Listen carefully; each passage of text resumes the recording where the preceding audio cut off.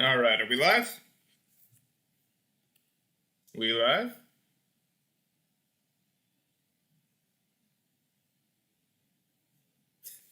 We live? Has the stream failed? No, guys, I need feedback. Is it live?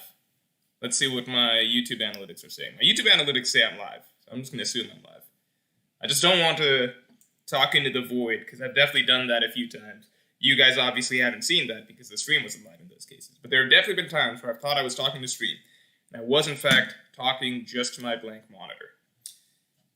It's not potato morge. Alright, here's the deal. Okay, so I promised before a bunch of quality of life improvements for the stream, right? I promised a bunch of stuff. I think I promised 1, better webcam, 2, better internet connection, 3, better audio. I think I promised all of these things, and they have yet to come together.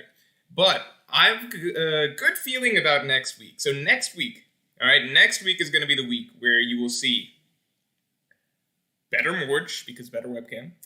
You will hear me better, because we're going to figure out this mic situation. And the stream probably won't end in failure, because I'm going to figure out the internet situation. But that is not this week. This week we're in for a really bad stream, as usual. So, buckle in, boys. Now, what I'm looking at here, I assume you guys can see it. Can you guys see it? Yeah, you guys can see it. So, what I'm looking at here is a post. You know who this post is by? Better Haircut says, Kozuna Koizumi. No, I actually just got out of the shower.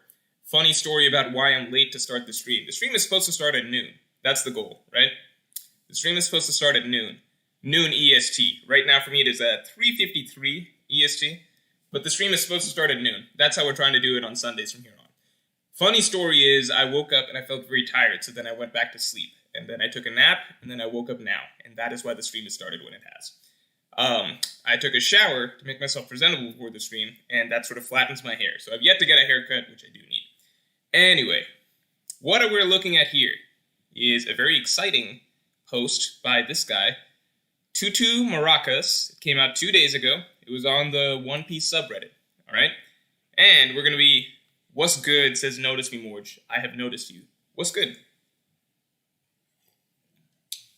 Minfat says he takes a shower before streaming. Usually I don't, but today my hair has gotten to a point where it's like so out of control that I would feel bad just like rolling out of bed and getting in front of the camera because it's just gotten too much. I'll get a haircut sometime this week probably. Then probably next chapter review you'll see me with shorter hair. So Tutu Maracas.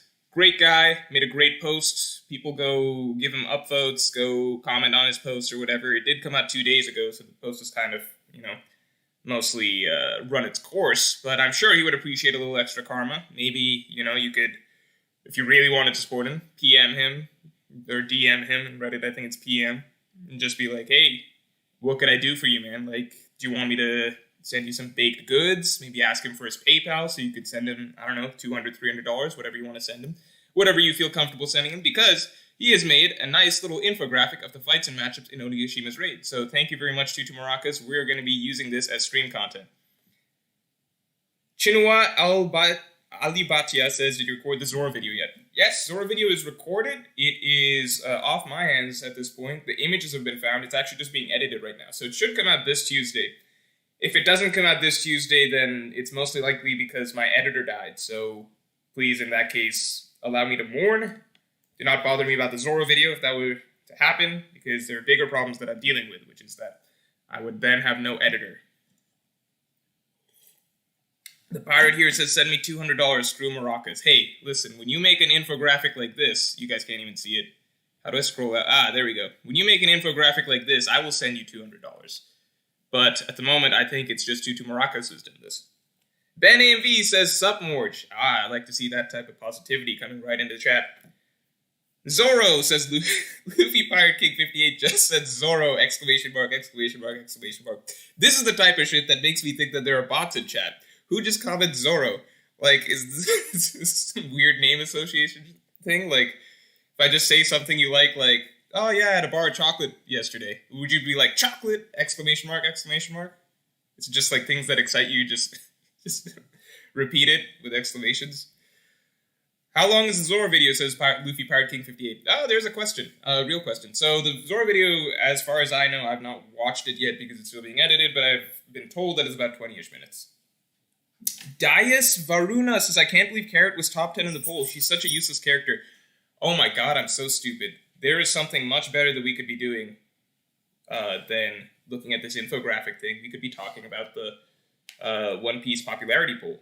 Actually, no, I don't want to talk about the One Piece popularity poll. There's nothing to talk about. It's such lazy content.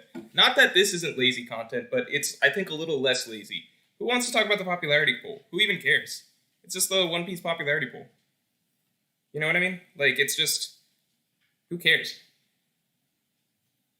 I will say that Nami being third was very surprising. I really like Nami as a character, so I'm not complaining, but it's, you know, it's just, I think in no other popularity poll has Nami ever been top 3, so I have no idea what happened that got her there.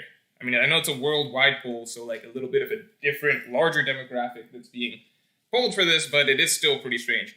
Aroni Bent says, wait, there was a popularity poll? Please do both. Okay, fine. We'll get to the popularity poll after this. Let's talk about this first. All right? So, who is confused about everything that's going on in Onigashima? Maybe not confused, but you don't have a perfect little mental picture of everything that's going on. Who's there? Who's like that? Who's like me? Nobody? Does everybody just understand? Edwin Rodriguez says back to raid talk. Yeah. That's basically where we're at. Nami being third was obvious for me, says Dice. How is that obvious? I think everybody would just assume that it's Luffy, Zoro, Sanji as the top 3. Right? Just anything that I see social media-wise suggests that it would be Luffy, Zoro, Sanji. And everything from previous One Piece popularity polls suggests it would be Luffy, Zoro, Sanji. X7 Strife, good to see you. Yeah, Carrot was a surprise. Carrot was not a surprise. Carrot was unfortunately not a huge surprise. It just makes me like a little sad. Like, Carrot being top 10 was just, I don't know.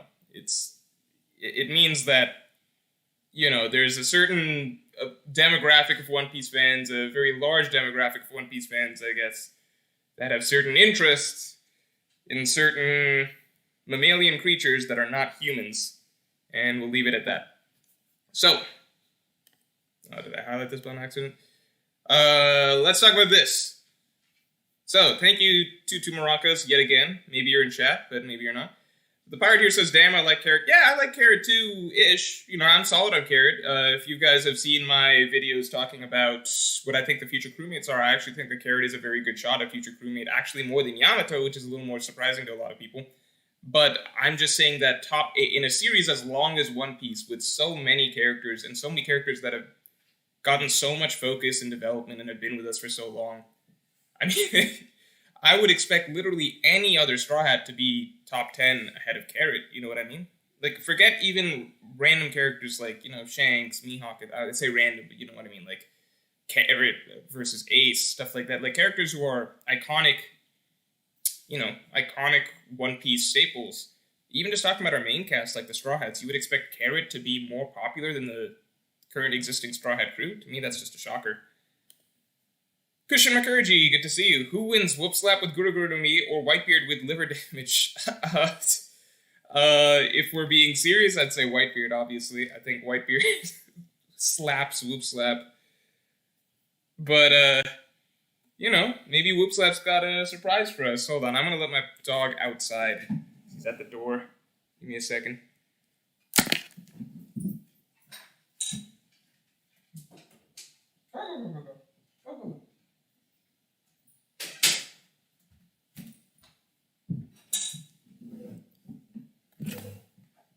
Wonder how many people left in that 5 seconds that I was not on camera. That's what always happens. I'm like, how long can I hold in this pee? If I pee, then, like, everyone's gonna leave. Or, people will just meme once I get back. Brian Tessera says, where is popularity vote? I don't actually know. I'm sure it's somewhere on Twitter. I'm sure you can find it somewhere on Twitter. And so anyway, let's just talk about this real quick, alright?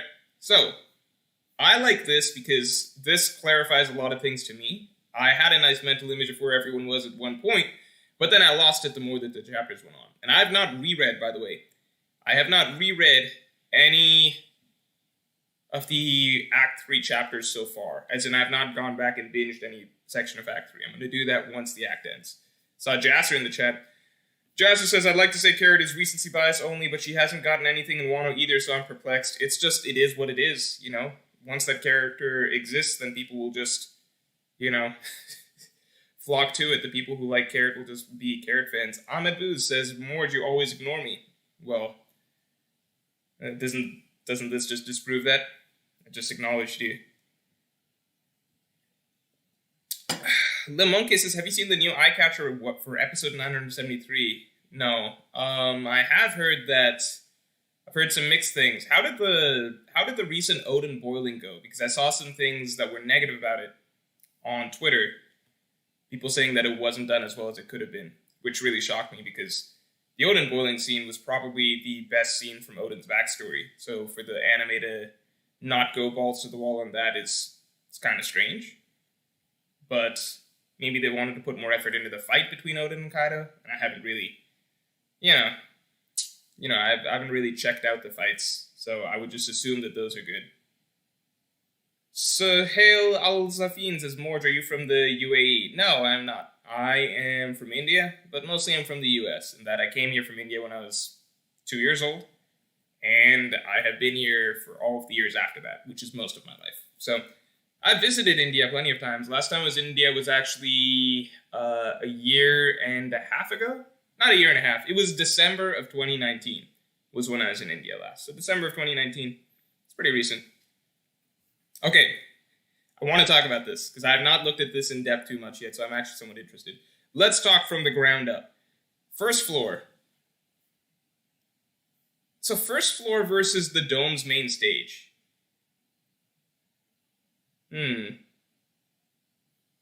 First floor versus the... did I spoil Odin boiling for a bunch of people? I should hope that everybody who's watching me understands that, everybody that is watching me understands that Odin dies from boiling. I hope there's no just anime-only viewers in my chat. Like, I don't want to be responsible for spoiling you guys. Take care of yourselves. Get out of here if you're anime-only. So, first floor, we got Frankie versus Sasaki. Do you know any Indian, Morge? Asked Lino. So it is Hindi that I know. Hindi is the language that I know, and my Hindi gets progressively worse every year. Why? Because of lack of use. So my Hindi used to be, when I was like, imagine my age and my Hindi skill like being like two diverging charts where as I get older, my Hindi gets worse and worse. So now I'm at a point where like, if you drop me in India, I would get by, but not too well. So I would probably be able to talk my way to getting to, I don't know, the embassy that can take care of me and send me home, I guess. Also, it helps that a lot of Indians know English really well, so English is fairly prominent in India. Kid Shanks greater than Wano Luffy? I don't think that that's the case. Sokok8 says, focus, Morge. Alright, Sokok. We're gonna focus. Let's talk about this real quick. So first floor, we got Frankie versus Sasaki. Love it, like it. Tank versus Tank. I think that, the potential there is obviously pretty good. Gushin Mukherjee, thanks a lot. Ivy League Kinemon versus homeschooled Vegapunk. Dude. I appreciate your questions. They are literally never productive. Ivy League Kinemon versus homeschooled Vegapunk. I'd take homeschooled Vegapunk any day. I feel like Vegapunk probably was homeschooled. You know what I mean? I feel like Vegapunk probably taught himself most of whatever sciencey science stuff that he knows. So, on the first floor. People are trying to catch me with old jokes. Sahil Alzahin says, do you know Candice? Nah, I don't. That's not going to work again on me, alright? Frankie versus Sasaki. We're going to discuss this. So we got Frankie versus Sasaki over here. And we've also got Yamato, who was previously on the first floor. I didn't realize that Yamato, Momonosuke, and Shinobu were all on the first floor, right? So Yamato is now headed out. Who is confused by the Yamato situation? Right? Is anyone confused by the Yamato situation?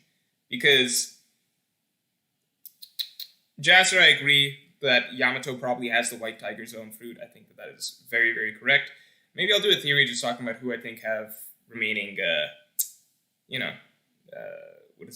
mythical zone fruits. Because we would have expected that a lot of the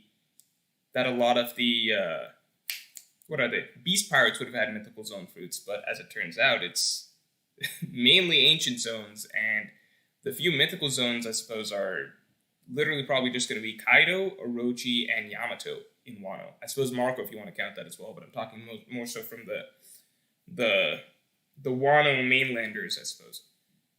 That castle is ridiculously large. Yeah, I mean, I think we're going to get a better idea of just how big Onigashima is once we start entering the area where we can compare it size-wise to the flower capital, right? So, as far as I understand, last we saw, it was suggested that it's still above the ocean. I'm all deep, thanks a lot. Making Indians proud, Mr. Morge. I am happy to make you proud, man. So, Yamato's headed up. I wonder how long this is going to take for Yamato to get from first floor to the top floor, because, as we all remember, Luffy getting from the first floor to the top floor was, I think, like 8 chapters of legwork.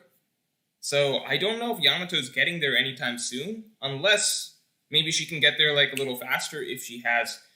One, there's the possibility of her having some sort of a dragon fruit as well. I don't think that is likely. I do think that the White Tiger theory holds up a lot better.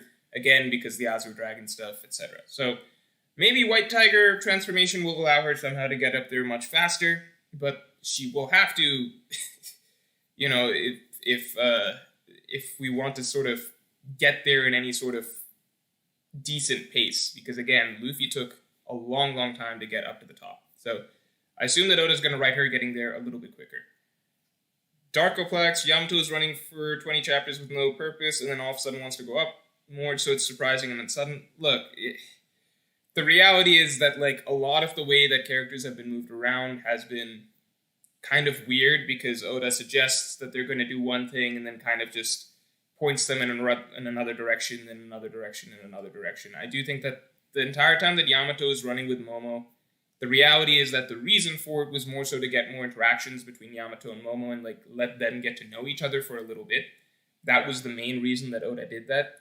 I would have liked the reasoning that Yamato needed to be protecting Momo was kind of, I wouldn't say it was like, that was perfectly reasonable, but it was just what Oda kind of planted in to give time for Yamato and Momo to interact.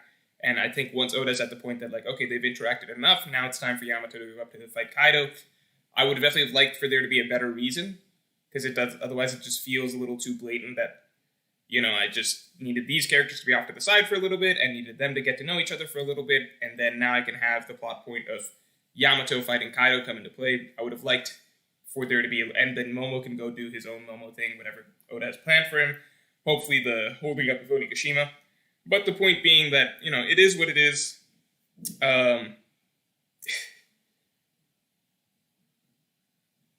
Wait a sec, vibing like me in the thumbnail. What's the thumbnail for this stream? Guys, what's the thumbnail for this stream? I'm gonna look on my phone. Because there's supposed to be a thumbnail that's like a good thumbnail. I wonder what thumbnail I ended up using. Hold on.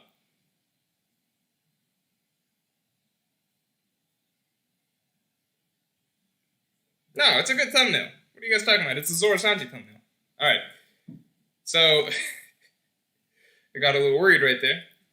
Yeah, Zoro and Sanji carried each other, right? What are you guys talking about?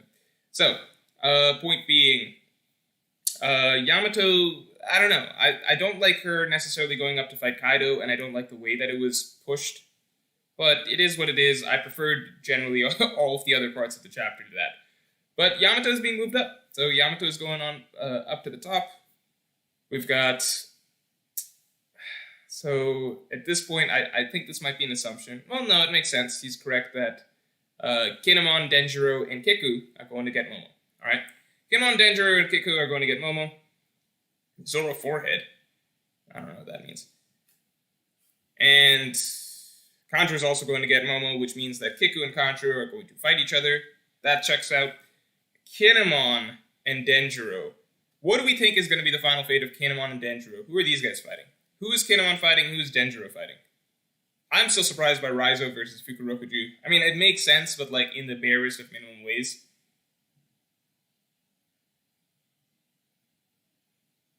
Francisco Garcia says, Yamato going up is better than Luffy 1v1 with Kaido. Okay, who thinks this in chat? I'm just kind of curious. We'll do a quick check on that in a second.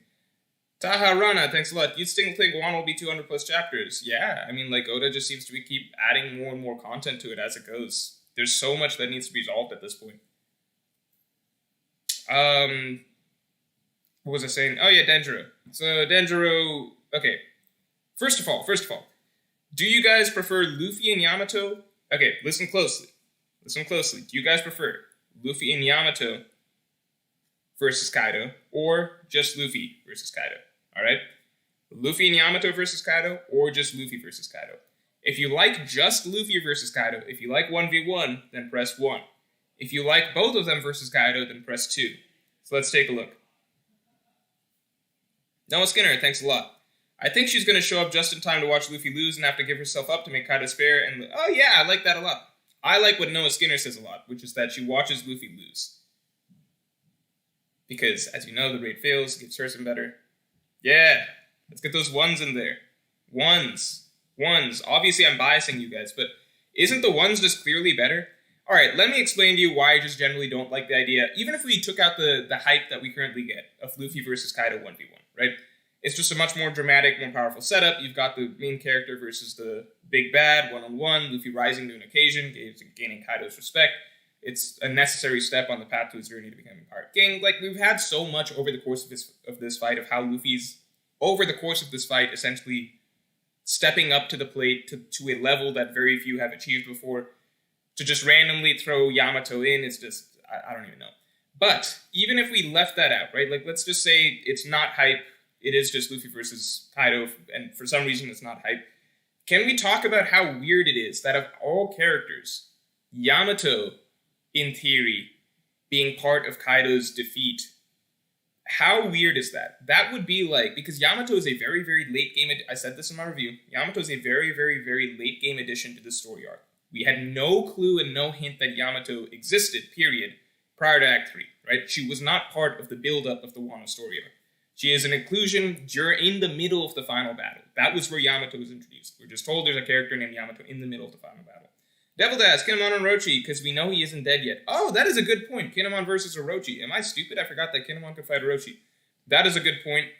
Well, then would it also be Denjiro versus Orochi? I wonder if it's Kinemon and Denjiro versus Orochi, because Denjiro had, Denjiro worked for Orochi for the longest time. They have the longest running dynamic, personal dynamic, I suppose. So I think these are all good options. We'll get back to that in a second. Let me finish my Yamato rant, which is basically that Yamato introduced at the very, very end of the storyline, right? Out of the blue, okay? So we've got, how many characters that have strong motivation to fight Kaido? I mean, we saw a lot of them on the roof. Law has a long-running storyline where he was the one who started us off towards taking down Kaido. Kid is the one who has a very personal vendetta against Kaido. Zoro, there has been a storyline that's sort of built up that indicated that him versus Kaido makes sense to a degree. Luffy, of course, that's, the main hero and the main villain. Luffy's and Kaido are direct competitors for the title of Pirate King. Kaido's a necessary obstacle for Luffy to overcome in that journey. And then Yamato. Yes, Yamato has a very clear, strong motivation because, well, we haven't really gotten a good look into it, but we can tell that, Yamato, abused kid, really hates her father, etc., right? But my problem with it is that Yamato is introduced so late to the story, and now she's just being thrown up onto the roof to take part in the final battle. So if we were to compare, for example, yes, Sutan Charpentier has it exactly right. Luffy has always accomplished what is believed to be impossible by the general populace. In this case, that would be beating Kaido 1v1. I have always been an advocate for Luffy versus Kaido always coming down to a 1v1, and that being by far and away the most dramatic and most powerful way for this whole fight to go down. Yes, other characters got their hits in. It was not purely a 1v1. I think that makes it a somewhat fair, believable setup. But the fact of the matter is that the fight should come down to a 1v1 to keep with the themes of the story and what Luffy is supposed to represent. And just generally, the journey towards being Pirate King. Right? It's not going to be Luffy and Yamato versus Blackbeard or whatever. But my point being, if you look at any other One Piece story arc, pretend you just rewrote it like this, right? We get all of Dressrosa. It's a long, long storyline. We get all of Dressrosa. We get to the finale, right? It's Luffy, Law versus Doflamingo. All of that stuff happens. Then Law goes down. And then all of a sudden, right? We find out that Doflamingo, during the final battle, in the middle of the final battle of Dressrosa, we are told that Doflamingo has a kid. Doflamingo has a daughter. and the daughter, we've had this long-running storyline from Punk Hazard through Dressrosa, covered all of these other characters, all of their backstories. Randomly, we find out that Doflamingo is a daughter.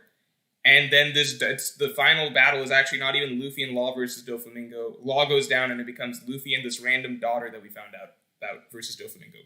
Imagine Blackbeard, all right? So we've got Blackbeard, such a long-running villain. Long-running villain.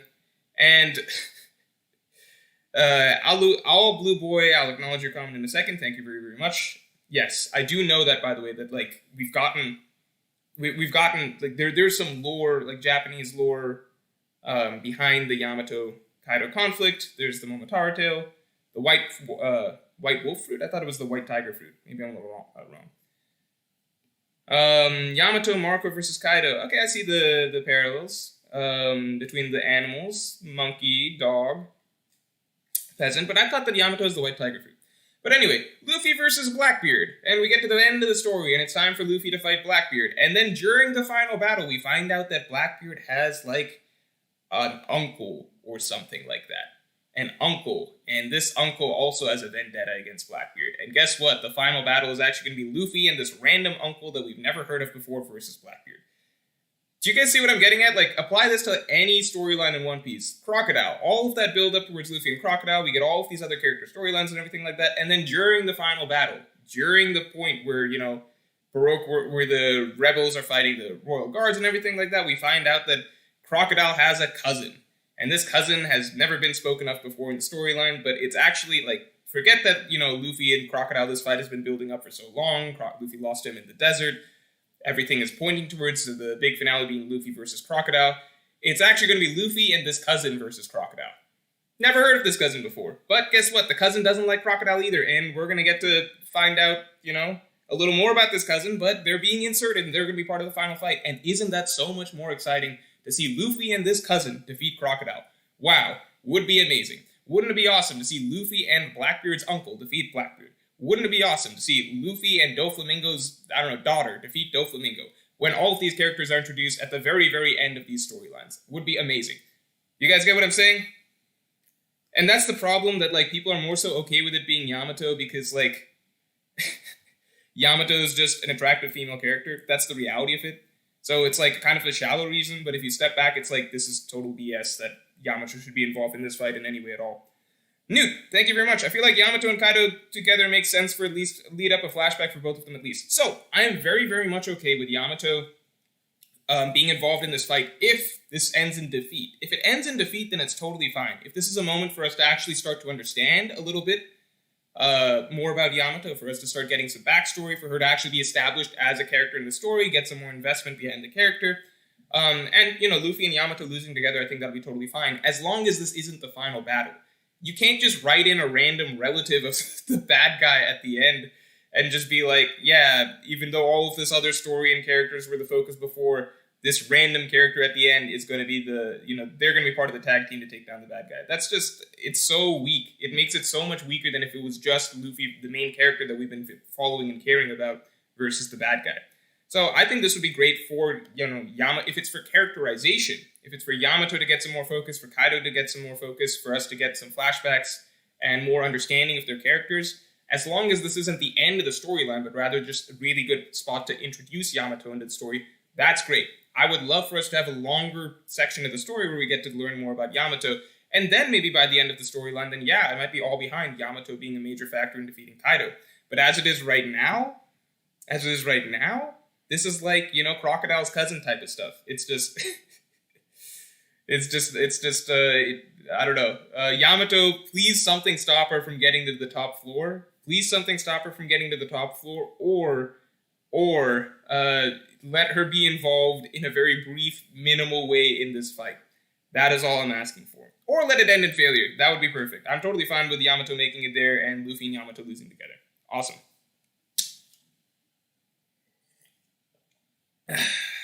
Lord Naga Viper. I read Navigator for a second. Lord Naga Viper, thanks a lot.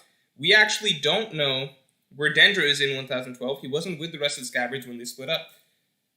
Very interesting. So maybe Dendro goes off and fights Orochi. Right? I think that would be great.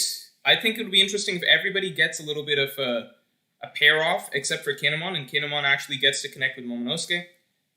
That would be, I would be a big fan of that. I think that way, Denjiro and, so everyone's got to fight then, right? Every scabbard has a fight. Let's count together. Lorge ends in failure with Yamato, says Ramon Avila. No. Yeah, if the raid doesn't fail, you can just change my name to Lorge. That'll just be my permanent name after that. Denjiro versus... Hold on. So what are the matchups at the moment for the scabbard? So, we got Inuarashi versus Jack. Chikara says, Mr. Ward, I want to go through the chart. You are getting sidetracked with theories. What's funny is that I was about to go through the chart, and then I glanced over at chat to read a comment about how I should be going through the chart. So, let me ignore you guys for like a second, and let's talk about this chart. Inuarashi versus Jack. Cool. Like the fight, makes sense. Kanjuro versus Momonosuke. No, that's not happening, but we obviously know that's not what's being set up. It's really Kiku versus Kanjuro, right? So, Kiku versus Kanjuro. I said in my chapter review, the Kiku versus Kanjuro thing seems kind of random, but we'll take it. Seems kind of random, but we'll take it. If that's what we're getting, then that's what we're getting. It's just Kiku, for whatever reason, is the scabbard that really, really dislikes Kanjuro the most. So, Kiku versus Kanjuro is happening. Oh, Devil Daz, thanks a lot. I get what you're saying, but I think it's okay because the whole Wano story is about freedom, and she needs her freedom from her father. Her and her Kaido passively simultaneous, I think. I get that, but that doesn't mean that... That's like saying, like, just because the character matches the theme of the story of that arc, that you can just insert them at any point in the story and, like, have them play a huge role in the finale. Like, that doesn't, like, what if...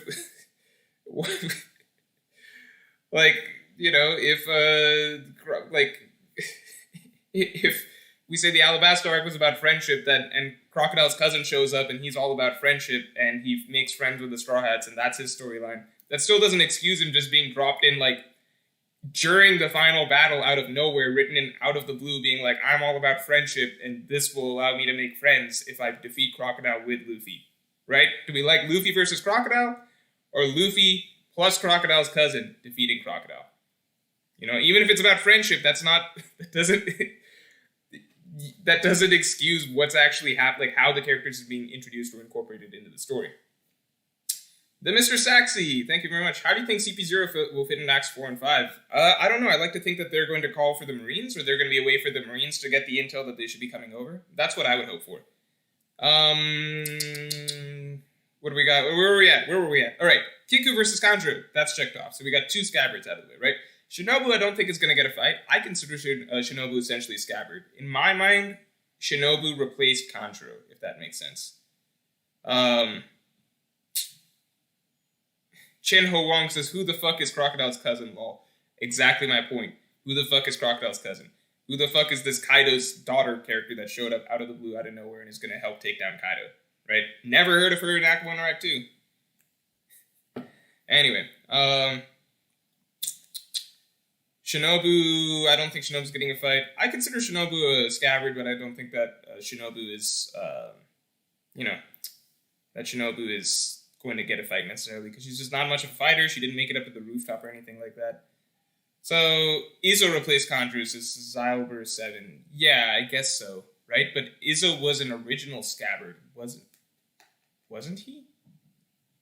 No, you're right. Izzo replaced Kanjuro. I'm getting a little confused. Inuarashi, Nekomamushi, Denjiro, Ashuradoji, Kawamatsu, Kinemon, Raizo, Kiku, Kanjuro. Izzo replaces Kanjuro. You're right. Luffy Pirate King 58, thanks a lot. Been a fan since you were under 20,000. Congrats on getting 100k. Who do you think will die this arc? Thank you very much. I appreciate it. Luffy Pirate King 58, I think I also remember you typing Zoro with exclamation point, exclamation point, exclamation point. So that is how I will forever remember you in my mind as the word association person who, when I mentioned a character you like, you type them in with your happy exclamation points. That's how I'll remember you.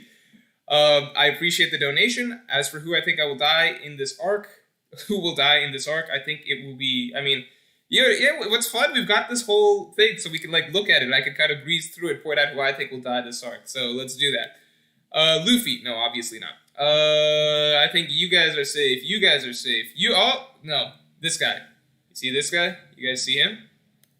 You guys see this guy? I think he's done. So I think he's done for.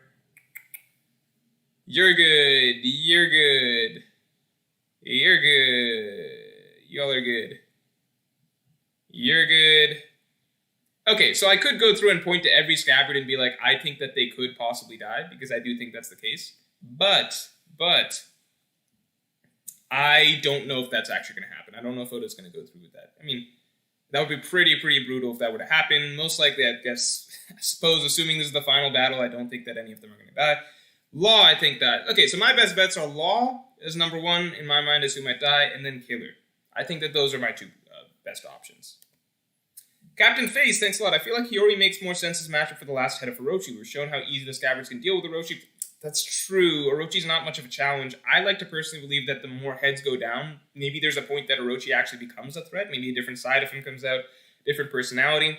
Because one thing that the old hag, the unnamed old hag, told Orochi was that the fruit that she is going to feed him is somehow a key to him maintaining power in Wano. So was it just for show? Was it just that he gets to live longer and survive more rebellion attempts because he can't die because of the fruit? He can't die easily because of the fruit? Or does the fruit actually have some power that we have yet to see? So I do agree that Hiyori would be a great option because Hiyori has expressed the desire to defeat Orochi. And the great way that Oda wrote Orochi's ability is that now many characters can get their revenge in against Orochi because many characters hold a grudge against Orochi. Many characters can get their revenge in against Orochi. And many characters can essentially fulfill their motivations to take him down. So the Scabbards already got all one shot. I see the argument that maybe they don't need to do so again. And, Hiyori has wanted to take down Orochi. She expressed as much as Zoro. So, maybe we see a situation where Zoro gets to take down Orochi and Hiyori gets to take down Orochi. There's a lot of people who can take down Orochi, and they can all get their chance because of the way Orochi's ability works. Devil Daz, thanks a lot. One Piece fights last so long. I hope that Luffy and she will fight. She will stand her ground and lose, and Luffy gets motivated. Sorry for the distraction. I'd be cool with that. Like, what I would hope to not see is essentially that Yamato is the key to defeating Kaido in a sense. If Yamato serves as some sort of motivation for Luffy or added motivation, then, let's see how it plays out, essentially. But I'm just saying that there are many characters whose storylines have been written for a lot longer and who have been more involved in the actual plot of Wano that it would make sense to contribute to that final battle against Kaido. Yamato's inclusion to make it a sudden 2v1 versus Kaido, after a point where the 1v1 between Luffy and Kaido was really starting to heat up and felt established, that feels very, very strange to me and does somewhat take away from the excitement of the battle that Oda has set up at the very top of the roof of Onigashima, right? So, getting back to this, who do we got so far? We're going to get through this. Let me just make sure. Good. Okay. So, Inuarashi versus Jack. One scabbard down. Shinobu, nothing. Kanji versus Kiku. Another scabbard down.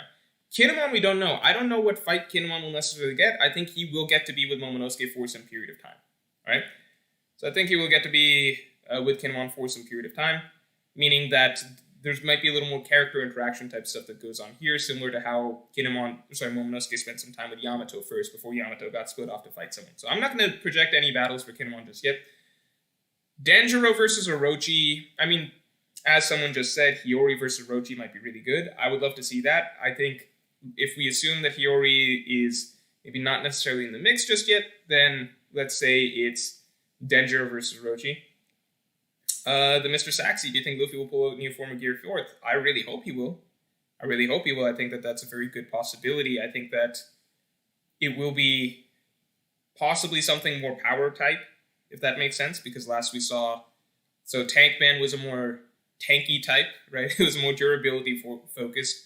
Then Snake Man was more movement and speed focused.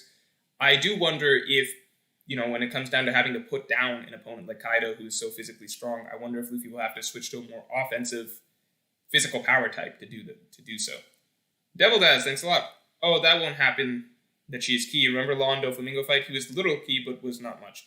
Yeah, I would not want Yamato to get in nearly as much as Law did against Doflamingo. Because again, Law was the main character of One Piece from Punk Hazard through the end of Dressrosa. Through the majority of Dressrosa. It was really only the end of Dressrosa where things kind of changed and Luffy became the star of the show again, but you have to understand that Law was such a major character for that entire storyline. That was essentially his storyline more than anybody else's from start to finish. So it felt right that Law played such a large key role at the end of the Doflamingo fight.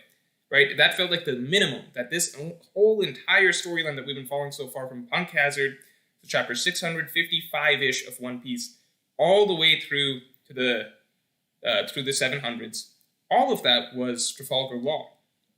So for him to be a major, major force in the Doflamingo fight was necessary, right? That's totally different from Yamato, where Yamato is, again, a late game addition, out of the blue, out of nowhere. She should not have anywhere near the impact that Law had in that Doflamingo fight, in this Kaido fight, because it's just, it just doesn't really make any sense. Like, Law was such a major character for so long, and it was his storyline he essentially earned. It felt necessary that Law play a crucial role in the defeat of Doflamingo. It does not feel that way whatsoever for Yamato. Yamato is something entirely new that we're getting out of nowhere. This storyline has not been about her. She has not been a major player. She has not been carrying the plot of Wano so far. She is an add-on. And again, there's nothing wrong with that. My only problem with it would be if she somehow is crucial to the actual final conflict of the arc, like the key conflict of the arc that's going to matter, which is Luffy versus Kaido. You understand what I'm saying? Like, I'm totally fine with her getting character storylines, character development, getting a fight against somebody else here, learning more about her character, etc. But there's so much more that she needs in terms of involvement in the Wano storyline before she gets from here to here. You know, in fact, this infographic is almost symbolic, all right? This is where Yamato is in terms of the significance of the Wano conflict so far, all right? She's way down here on the first floor. You're just trying to get up here. There's a lot of storytelling that needs to happen before it makes sense for Yamato to be up here, all right? Right now, it should make sense she's down here. Bartos Z, haven't seen you in a while. NLX should have played a part in his defeat. Exactly. We should have found out as Maxim was floating in the sky and the Raigo was being created, we should have found out that Enels has an ex-wife who also wants to defeat Enel. And then she and Luffy should have defeated Enel together. That is what should have happened. Arlong's stepson should have shown up during the march to Arlong Park. As the Straw Hats are walking down to Arlong Park to give him a beating, Arlong's stepson should have sidled in right next to them. Atomic Ambition keeps speaking facts more. Yamato really is so overrated. I feel like this has turned into me like hating on Yamato. I don't hate on Yamato's character in reality. Like I was very, very excited. You can go back and look at my chapter reactions. I was really, really excited when Yamato was introduced, and I'm actually very interested in the direction that Oda has for her character, but not if it's randomly shoehorning her into this fight out of nowhere. That's all I'm saying. Like, I'm totally okay with the character, and I want to learn more about the character. I like this character because it feels like she could bring a change of pace, or a sort of, I'm interested in what she could potentially bring to the Wano storyline, because suddenly introducing Kaido's son, Kaido's character, Kaido's son, daughter, whatever, obsessed with Odin, wants to be Odin, seems very strong, seems to have an interesting fruit, seems to have an interesting dynamic potentially with Momonosuke. There's so much potential with Yamato's character. I want to see that play out. I would just be shocked if Oda's writing in this character out of nowhere just to fight Kaido out of the blue. That's all I'm saying. So for me, it was mostly after last chapter that I was like, whoa, I don't know if I'm liking this Yamato stuff. Why is Yamato going to be involved in this fight with Kaido at a point where it seems like it's Luffy versus Kaido? You know what I mean? Like, if it was earlier on where, like, lots of people are making it up to the rooftop, you know, even Killer got to make it up to the roof. Killer got to make it up to the rooftop. So I'd be okay with Yamato being there, too, like, if she was part of that team effort initially. But it felt like the fight sort of started to whittle down and narrow down to the core of the conflict, which was Luffy versus Kaido. And that felt like what we were left with. So if any character is going to disrupt this conflict, like, it should be to add to the excitement behind the fight, to add to the weight behind the fight. Yamato doesn't do that. Yamato makes very little sense for getting up there. Devil Dash, thanks a lot. True, let's drop this Yamato and discuss theory. Who is who's who? Okay, okay. I wanted to work my way up through these floors, but that's just not how the stream went, right? So we can talk a little bit about who's who real quick. So here's my theory on who's who. I don't have one. That's all it is. My theory, I suppose, maybe former... No. Who's a former pirate captain, right? So, I just don't have a good theory on who's who. Who's who can be anyone. I feel like I don't know if it's anyone we've seen before. I've seen the hair design, and I've seen some people say it's Squardo, but I don't know if Squardo would... Squardo seems kind of crazy to me. For Squardo to, like, switch over to Kaido's side of things, you know? I don't know if it's... Who has a good theory on who's who? I'm taking who's who theories. Bayanor, thanks a lot. I believe in law for Nakama. In fact, I think it is more likely than Smoker and makes sense for his direction. Thoughts? Law has a full crew. What would happen in that full crew? I don't know. So Luffy has technically done a lot for Law in the same way that he's done a lot for his Nakama. He resolved Law's, like, main hanging character tragedy, storyline, motivation, took down Doflamingo for him and such, but I just can never imagine Law actually, like, bowing down and working for Luffy as a subordinate. I don't think Law considers himself Luffy's equal to a degree.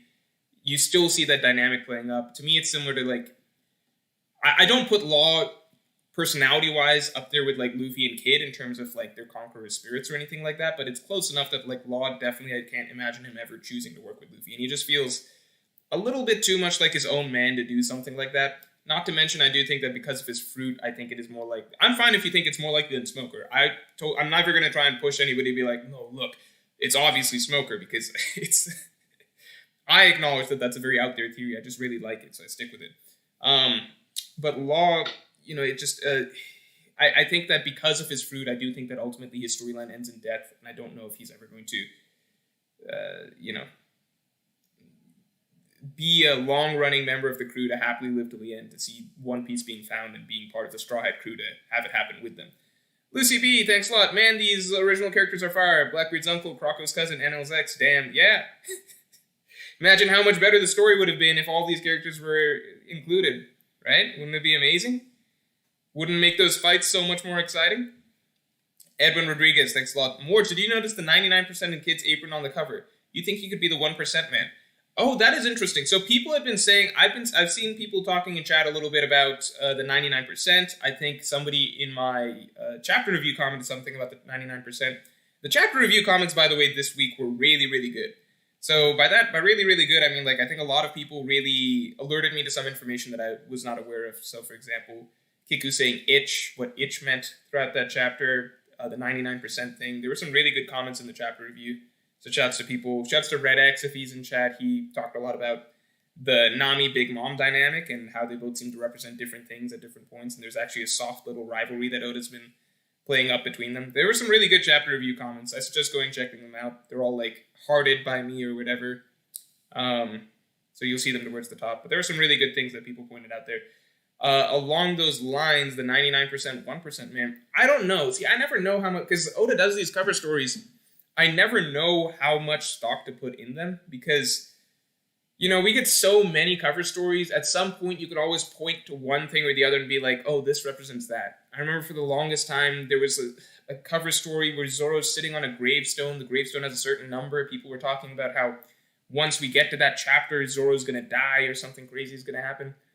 I have decided personally not to look into cover stories too much as anything more than just fun little illustrations for the series. One thing that I really want, by the way, one thing that I really, really, really want, I am probably going to just treat myself and buy it at some point. I haven't really gotten around to it. Maybe I'll buy it for my own birthday or something like that if no one buys it for me. But I want a book of all of the One Piece color spreads, right? The color walks. I want to own all of those. I think that that's something... I've never wanted to actually own the One Piece manga volumes because the translations are so fucking shitty. Like... If the translations were really good, I would love to have a bookshelf full of the One Piece volumes. But the translations are so shitty. It's like crazy, crazy, crazy bad. Translations are so bad that it makes me mad because it's like, I can't just own a nice collection of One Piece volumes because they're garbage, right? It's just, why would I want to own physical copies of like a shitty version of the story that I love? If I could somehow so if I could somehow take the colored version of the manga online and somehow legally get that printed out and turned into volume format and just own those and have a bookshelf of those, I'd be so happy. But I don't know how expensive all of that would be to set up. And I'm pretty sure there's probably some laws or something like that. I don't know. I don't know how laws work to a degree, but copyright laws or something like that. Maybe if I could just own it privately. I'm not trying to sell them or anything like that, but I would love to have, you don't know how much I would love to have like a bookshelf full of One Piece volumes, but not the One Piece volumes that exist. You know, I'm talking about good One Piece volumes. Ones with good translations, with color preferably. Makes me sad. But the color walks, that's why the color walks are the thing that I kind of hold on to, because I'm like, those are color spreads. I would love to be able to just like leaf through, look at the One Piece color spreads.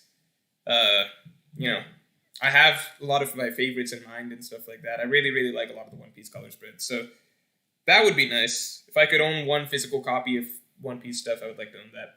But maybe I'll buy that for myself like next year or something like that. The Pirate Hero, thanks a lot. Lost my religion plus rent money. Ulti got me down bad. I don't know what this means. I don't know what this means. It sounds like you got fucked up. The Devil Daz, thanks. Law immortality operation thingy. Do you have any theory or have you heard or thought like that might happen in Wano or so? Yeah, I mean, I think that personally, to me, whatever Law does with the it has always made sense that Law would sacrifice himself for Luffy in some way, but obviously I don't think that Luffy's ever going to get immortality, you know, so I think that there might be more to the operation that we haven't heard of. Maybe it can be used as a life-saving operation instead of immortality operation. Maybe it trades your years of life for the person you do the operation on. I could see him doing stuff like that. There's somebody who said something.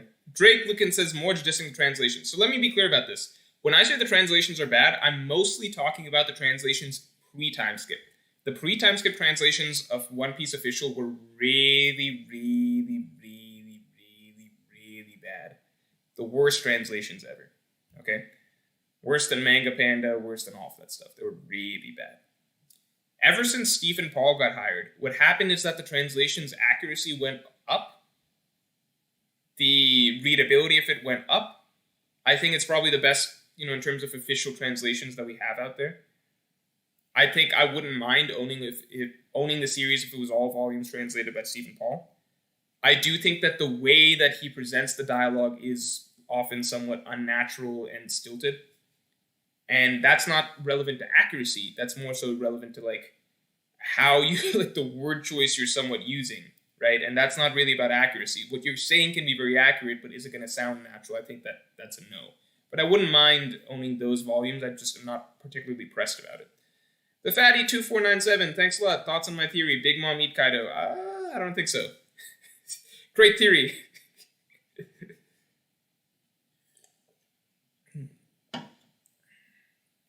So, where were we at? We talked a little about who's who. We talked about how I don't have a theory for him. Here are the Scabbards matchups, right? All right, here are the Scabbards matchups as we see them so far. So we've got Jack versus Inuarashi. We've got Kanjuro versus Kiku. We've got Raizo versus Fukurokuju. So that's 3. Where is Izzo at? Am I confused? Izzo and Kawamatsu. Oh, shoot. Who are Izzo and Kawamatsu going to fight? We've got Nekomamushi versus Perospero. So that's 4. Izzo and Kawamatsu is really tricky. I have no idea who they could fight. It does seem like Drake is getting Apu. I don't know who do they have available to fight here. Guys, who do you think is going to fight Izzo and Kawamatsu when you see some ideas? Zero Senpai. Got in an argument with my friend. Is Rob Lucci considered a key character in One Piece? I say no, because then there'd be too many key characters. So can I, Zero Senpai, can I get some, I'm going to have to put my dog in a second. Can I get some context? What do you consider key characters, right? So is a key character like, do you consider a crocodile a key character? What do you... I need to get the framework of what a key character kind of means for you guys. Boost up the clown, thanks a lot. Who is a farmer with a shotgun 100%? Well, then he would be unstoppable, so I don't think that would be the case. Captain Face, thanks a lot. CP0 versus Kawamatsu plus Izzo protecting Zoro and Sanji. CP0 versus Kawamatsu. Ooh, CP0 getting in the mix. That would be cool. Izzo protecting Zoro and Sanji? I don't think Zoro and Sanji would necessarily need protection. I think Sanji is there to do a lot of that. And I do think that Zoro will be back to fighting once Monko can somewhat heal him. Oh, shoot. Did I move it a little bit? Let's screw everything up. Nah, it's like good enough probably, right? So I think that's basically fine. Sebastian Hurley, thanks a lot. Who is a sword mole and vice admiral who infiltrated the Beast Pirates to spy on Kaido? That would be awesome, but then why is X Drake there? Met Jinbei back in verse. Why is Jinbei there though? To me, that doesn't make any sense. Oh, sorry, not Jinbei. Why is X Drake there though? Then though, because that's exactly the same thing. You think Sword is so dumb that they ended up sending two of their guys there, and then they forgot that they were both sword bulls and didn't tell each other? I don't think that's the case. Yeah, sorry, I'm not buying that one. Let me let my dog in.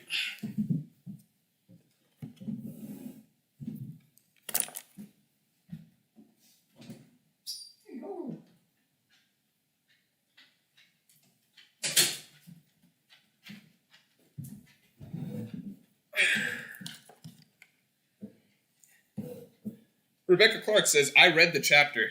That is... Again, this is the type of stuff that makes me wonder how many of you guys are bots. Who comments stuff like that? I read the chapter. What, you want a cookie? The Pirate Hero. Ulti simping aside, Perospero was trying to kill Pedro and his group for trying to rescue someone, and the Big Mom Pirate's kidnapped. Is he really a victim?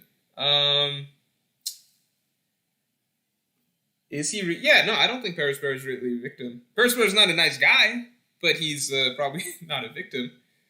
You know? EE says, I read the chapter 2.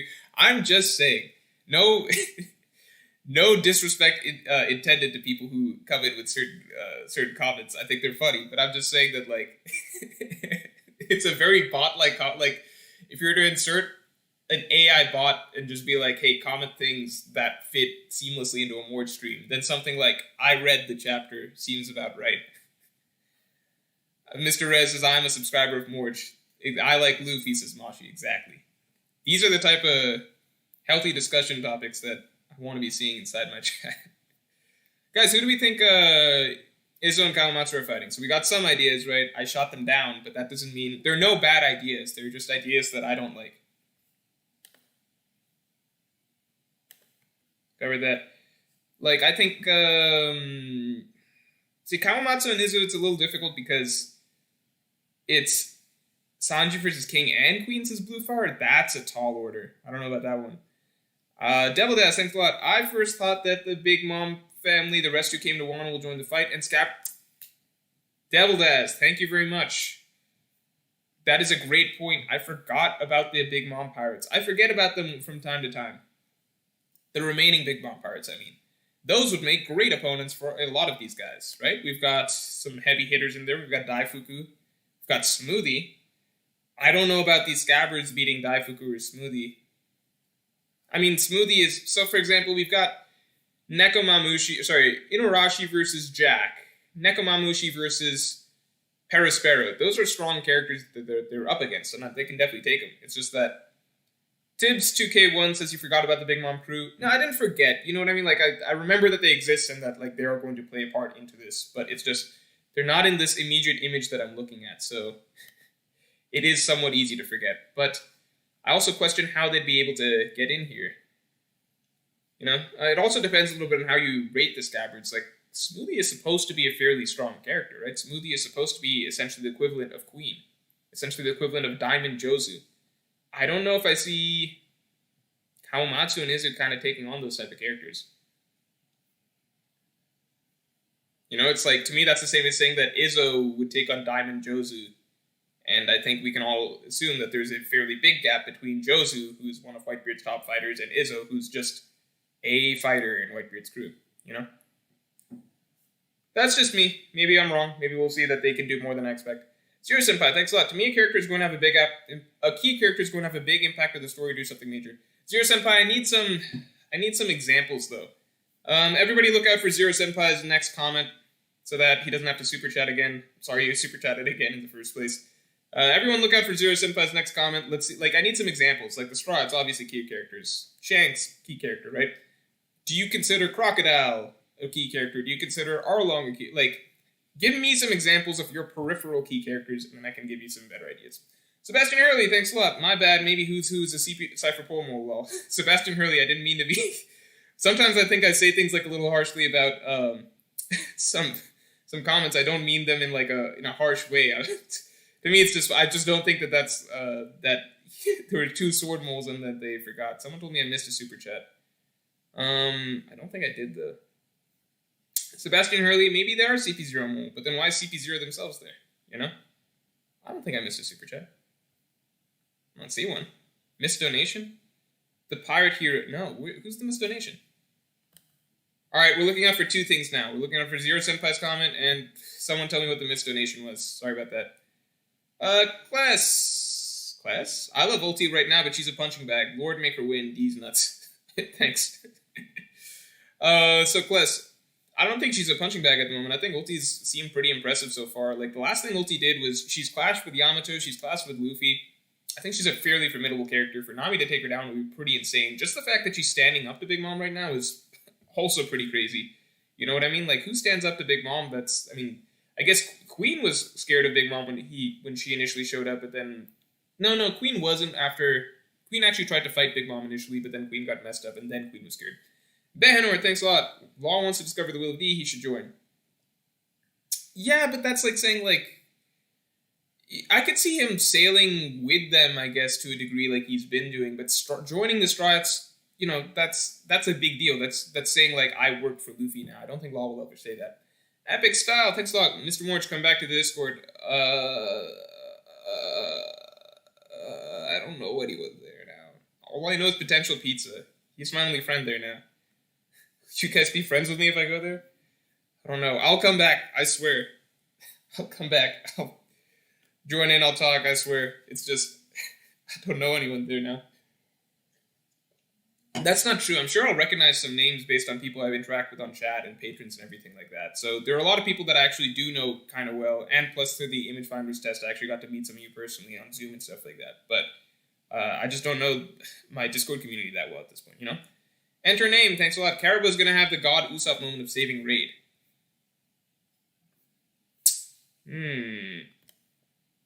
Suzuki says nice hairline. What? Am I balding? Guys, I kind of need to know. That's priority number one. Ignore everything else I'm talking about.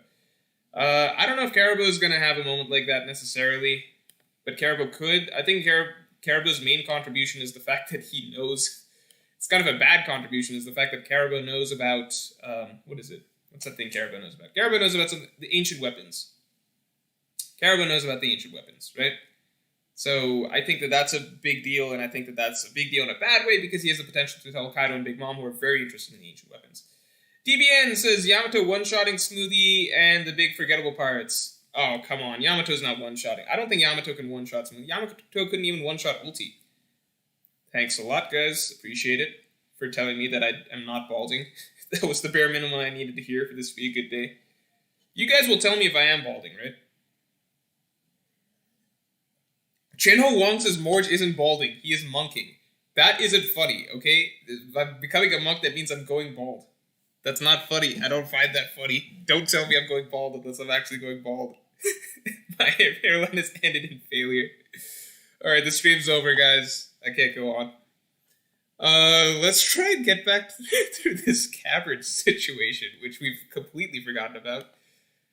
No, we covered that. I don't think she can one-shot. Like, we already saw that Ulti could hold her own against Yamato, and they're kind of going back and forth. So there's no way that Yamato's one-shotting Smoothie. Again, Smoothie is the equivalent of Queen. Smoothie is the equivalent of Jozu. Smoothie is the equivalent of, I guess, Lucky Roo, however strong you think Lucky Roo is.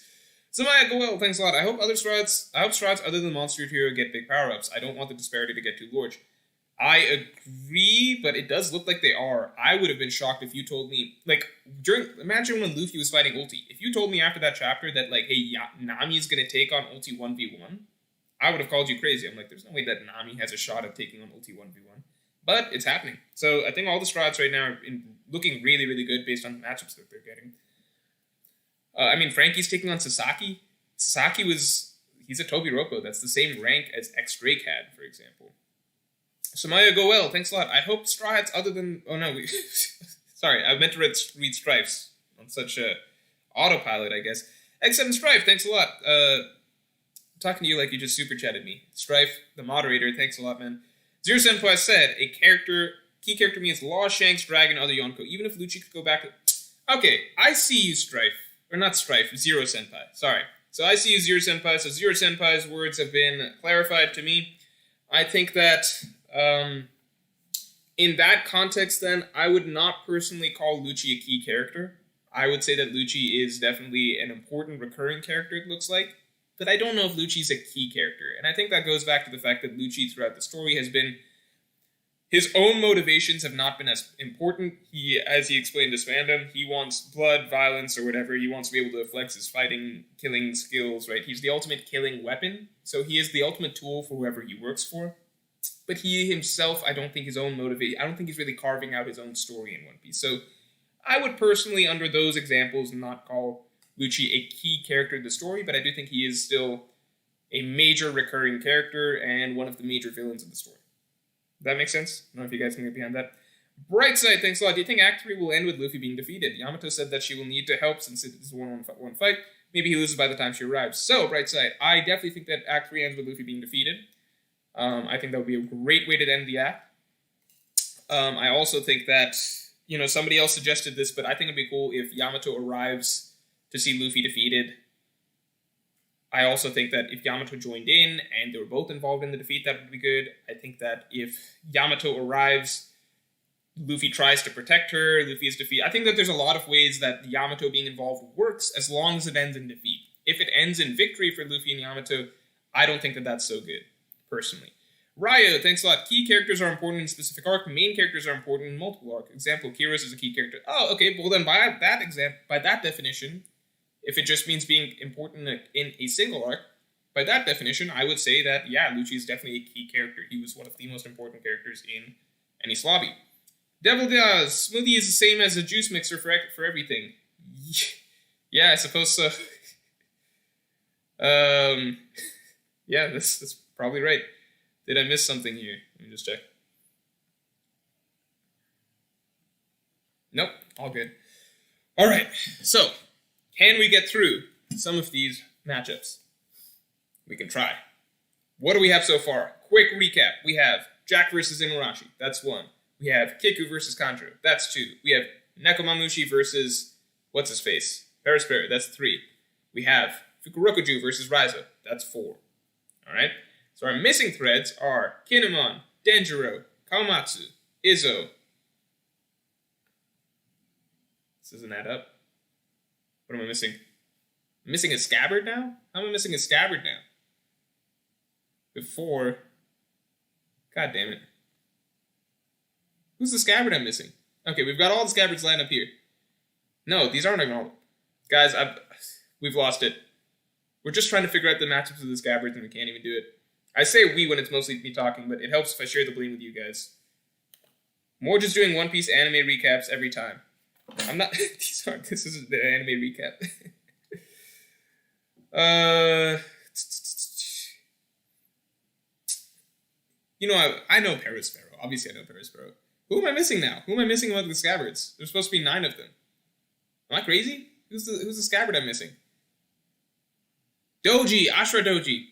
Ashura Doji. This is my favorite Scabbard. I don't know how I forgot him. So Ashura Doji, I suppose, is taken out for the moment. But I assume he'll come back in a big way at some point.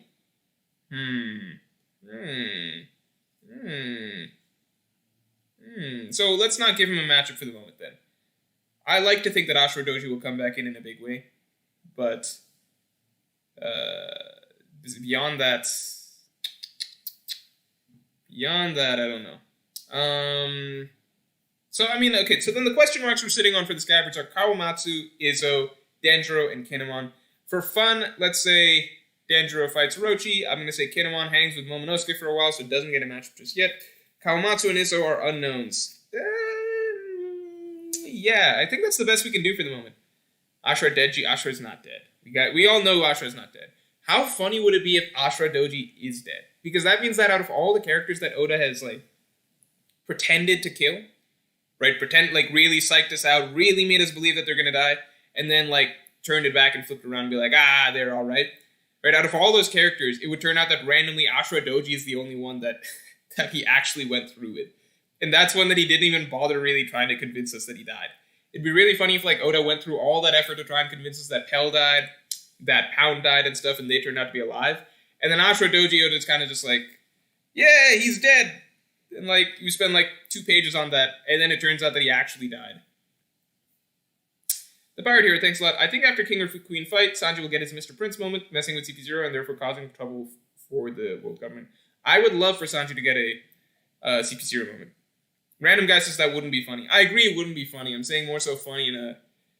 You know when people say, like, oh, wouldn't it be funny if this thing happened? But, like, they mean, like, that would just be, like, a weird way for things to play out. That's what I mean. Ashura-doji is my favorite of the Scabbards, personally. I wished we'd gotten more of him, to be honest.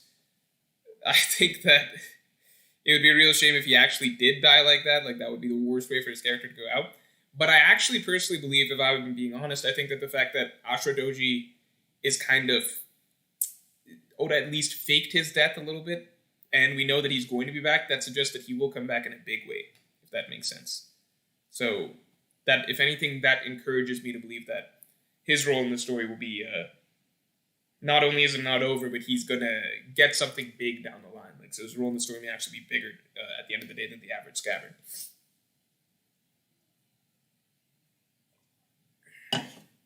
Now, Huxus says, will Zoro be healed soon? Yeah, so I mean, my belief is very simply that, like, that Sanji's got the cross on him. My belief is very simply that, you know, Marco's abilities, we were shown that Marco can heal. I think Marco is getting tired. That was established as well. I think very simply, Sanji gets there with Zoro, Zoro in his cross mode. Marco can heal up Zoro. Basically, Marco can check himself out of the fight, use all of his strength to heal up Zoro, something along those lines. And then we got Zoro and Sanji versus King and Queen. I think that's a good setup, personally. Miguel Miranda says Denjiro versus Smoothie. I think that's a great matchup, because Smoothie is obviously a Yonko commander, but Denjiro has been shown to be very strong. People forget, but Zoro was having trouble against Denjiro back in the Flower Capital. And you can say, no, obviously Zoro wasn't going all out. Obviously he could do more at the end of the day. We saw that very, very clearly over the course of the fight with Kaido. But the fact remains that, at least at that point in time, Denjiro was a serious obstacle. So I think that you could throw Denjiro against Smoothie and it wouldn't be the worst fight. Sanji versus King is happening, Andrew Hunter. Hey, let's do this. Press 1 if you think it's Sanji versus King. Press 2 if you think it's Sanji versus Queen. So 1 for Sanji versus King, 2 for Sanji versus Queen. What happened? Did chat freeze? That confuse you guys? 1 for Sanji versus King, 2 for Sanji versus Queen. How far behind is my chat? Oh, there we see. There we see it 2. 2. Beto X, you're supposed to be saying 1s and 2s. Okay, so we're getting mainly 2s. Seeing a couple 1s, but mainly 2s. Ah, we got a few 1s in a row. Yeah. It's actually a little tighter than I thought. I thought it would be mostly 2s. Okay. So, I can see Sanji versus King being a possibility. I would not bet my money on it. I would definitely bet my money on Sanji versus Queen. But, you know, I can see a bit of a possibility. What's funny is, if you look at Queen, for example, right? So look at Queen. There's like a 10-second delay. That's a lot. Hope it's not too bad. So, if you look at Queen, for example, I think Sanji's two biggest fights in the series so far were, correct me if I'm wrong, they were Jaibura and Mr. 2, right? Jaibura and Mr. 2, the way I see it, looking at Queen's design is reminiscent of both of those characters to a degree, in that Okama, so Queen's he's got a bit of Mr. 2 in him, right? So Queen's a little bit similar to Mr. 2. And then hairstyle, you could argue, like, if you look at Queen's hairstyle, it is very, very similar to Jaibura. And maybe that's a bit of a stretch, but just the hairstyle, the sunglasses, there's a bit of Jaibura in Queen's design. So hairstyle and sunglasses, you could easily argue that hairstyle, sunglasses, I think that's basically the extent of it. But, you know, I think that's enough to say that Queen is a bit of a mix of Jaibura's designs and Mr. 2's designs. So, a little interesting, right? I would think that King is not really reminiscent of any of Zoro's past opponents, but I do think that, you know, Queen is a little bit reflective of Sanji's past opponents. So, if I had to bet, I would say, name Jeff says is Queen and Okama. I suppose Queen isn't an Okama in that sense, but Queen's name is Queen, and Queen does wear, like, there's some feminine traits to Queen, so for example, the lipstick, right? Queen is, I wouldn't say necessarily an Okama, but most of us thought that Queen was essentially okay, maybe it's not maybe Queen is not an Okama. Queen is not an Okama. Maybe it's just the name Queen and the lipstick. I think that's basically all I've got going for him. I'd say it's soft character design influences, you know what I mean? Like, I'm not saying that it's major. I'm not saying that, oh, Queen's exactly like Jabura, exactly like Mr. 2. But, you know, Jabura's hairstyle, Jabura's sunglasses. Queen is a slightly feminine trait similar to Mr. 2. I don't know. David Abraham says kid have lipstick. That is true. So maybe I'm just wrong. Maybe Queen is not similar to those two. I do wonder, though. One thing I've thought for a while, I don't know if you guys like this. I've thought for a bit that... Okay, so this was back when I thought that Zoro was going to fight Orochi. Alright, back when I thought that Zoro was going to fight Orochi, I thought that Zoro could fight Orochi, and that Kid could fight King. I thought that Kid and King is a good combination. I don't know why. How do you guys feel about that? Queen has a history with Sanji's father, Judge, as well. That's also very interesting. Guys, what happened to Sanji's family? That's a major, major question to me. There's still so many questions that are left hanging. Like, One Piece has so many missing questions coming out of all the missing questions in this arc, if you were to combine them. Like, there's so many that you can kind of just forget about. So what's going to happen with the Big Mom Pirates? What's happened to Sanji's family? How did Jinbei get over here completely safely? Just the loose threads from Whole Cake Island alone, that constitutes a lot of content. So I don't know about, how certain things are going to be resolved. Kid versus King is that's fair. But I did think for a bit that was possible.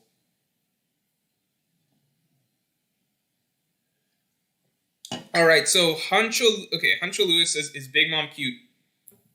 I have seen this comment being spammed multiple times. I don't know if it's just been by you, Hancho Lewis, or if people have been asking that and legitimately want to know. Is Big Mom cute? If you're saying, like, cute, like, as a person, no, she is... Look at this. No, we missed it. Look at this, alright? What do you guys think? Is Big Mom cute? I think this is very, very obviously a no. Alright? Very, very obviously no. Now, if you're saying, is Mother Mode Big Mom cute? I would still say no. It's still essentially the same person. If you're saying, is old school Big Mom when she was young, is she cute? And you're saying, like, cute, cute. Then, yeah, obviously. That's let that question be put to rest. Devil Daz, thanks a lot. In your previous video, you talked about Luffy and Zoro opponent similarities. King is a bit similar to Katakuri, so maybe. Yeah, no, I could see that. Definitely could see that. I think King, is not necessarily impressed. Not because he hasn't been competent, but because I think it's just that when you pit King and Queen against Marco, and Marco seems to be handling them just fine, it doesn't really hype up King to that same degree. I mean, I think at this moment, pretty much anyone said that, yeah, Marco looks stronger than King, So to that degree, then it's like, okay, then how do we even compare King to Katakuri? How do we feel about that and everything like that? So it depends. I think King has to impress a little bit more in the near future to really get people excited for a potential match between King and Zoro. But at the moment, we still know he's a first meet Yonko commander, and that's still a big deal, obviously. Devil Daz, thanks. Make a video on missing questions. I kind of did. So when I did the reasons I still think that the raid will fail, I think about 2 months ago, maybe a month and a half ago or so, I covered a lot of the loose plot threads, but at that time, I forgot certain things. So I forgot about Sanji's missing family when I was writing that, and even I forgot about... I talked about the Big Mom Pirates in that. But Sanji's missing family, I think, is a fairly big deal. Especially because Judge is being talked about again by Queen, right? So that stuff is going to come into play in the story again. The fact that Sanji is related to Judge matters. Judge is an important character in the One Piece universe in general. Matthew Joestar says, I think Whole Cake Island is appreciated by the fan base. So, you are in luck, because I actually made a video a long, long, long while back where only the OGs kind of remember, about a 40-minute video talking about why Whole Cake Island was underrated. So, and that is literally the title, Why Whole Cake Island was underrated. So definitely check that out or share that video if you want more people to feel that it's not underrated.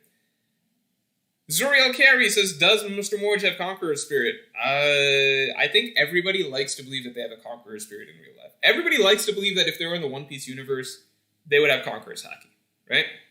Actually, comment this in chat. If you were in the One Piece universe, what do you think you would be best at? Armament, observation, or Conquerors? What do you think would be your specialty? Samaya Goel, thanks. I think if Sanji defeats Queen 1v1, it would be pretty comparable to Zoro's feats on the rooftop. Samaya Goel, it just depends.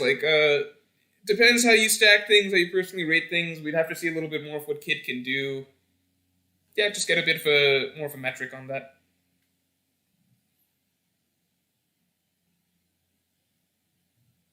Okay, so we're seeing armament, observation. Yeah, those are the first long Morge analysis. Armament, observation, armament, observation. Okay, that's interesting. Very few people are saying conquerors. A lot of you guys are down for... Yeah, I think it seems like a nice split between observation and armament. I think I'm seeing more observation than armament. Alright. I'm just going to assume that that's because many of us are anime watchers. Many of us do not feel that necessarily armament and the physical... Maybe the greater physical proficiency in things would be the specialty that we have. Simply because, I'm not saying this is everybody, but I do think that among anime viewers, there might be a greater trend towards, I don't know, the video game variety or watching TV and movies variety, which probably lends itself a little more towards observation than, say, if you guys were all jocks. So, Samaya Goel. That's not to say some of you aren't. It's not to say plenty of you aren't, but I'm just saying that might be a reason that I'm seeing a lot of advanced observation in there. Covered this. Brothership, thanks a lot. Sanji holds up King and Queen with raid suit, while Marco heals Zoro, yeah? Yeah, that would be cool. I think Sanji having a scene where he's having to hold off both would be awesome. And then having it segue a little bit into... the Forsaken Alpha says it's just about right. I think, yeah, Sanji... If Sanji gets a scene where he gets to hold off both, while Marco heals Zoro, then that would be, I think, really, really satisfying for a lot of Sanji fans. And then I think everybody would be able to live with whatever matchup Sanji ends up getting. You know, whether it's King or Queen, I think Sanji fans would still be happy as long as they got to see, you know, Sanji having a really big moment where he does something kind of, I think, above and beyond. I guess that's what a lot of people are looking for. Like, Sanji beating Queen, I think, is that, basically, Sanji beating Queen is essentially... I think the bare minimum of what a lot of Sanji fans expect at this point. Like, if Sanji got there and he got matched up, I think, at this point with anyone less than Queen, I think a lot of people would be disappointed. You remember when we thought that Sanji might be ending up getting matched up with Jack? People were really, really not happy about that. People were...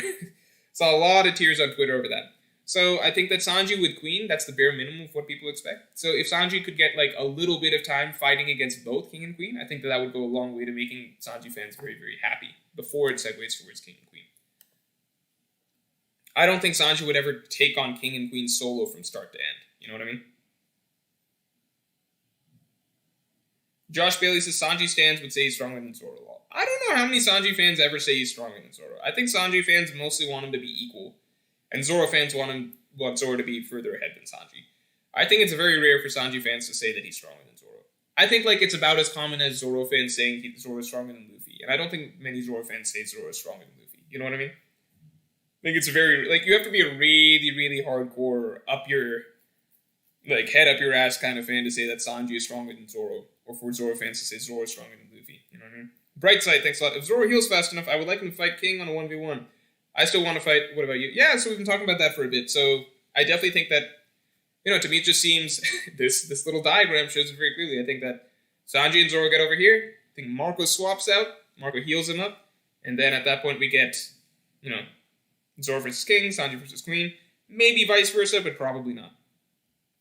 Shinho Wong says Zoro heals fastball. I don't think it'll be, I think it has to be some sort of supernatural effect, right? Like Marco healing Zoro in that sense. I think, with how bandaged Zoro is, I think it would rub people a lot the wrong way if Zoro, comes out of that just it would be like if Zoro, at a certain point, the injuries need to matter. Zoro, he just took probably the strongest attack we've seen in the entire series. That was Kaido and Big Mom's joint attack. And he's, completely wrapped in a cast. So I think most people will be okay with it if Marco heals up Zoro, because that's a supernatural method of healing. And especially if it takes Marco out of the battle, if Marco has to use up all of his healing to accomplish this. I think people would be okay with that. Now, on the flip side...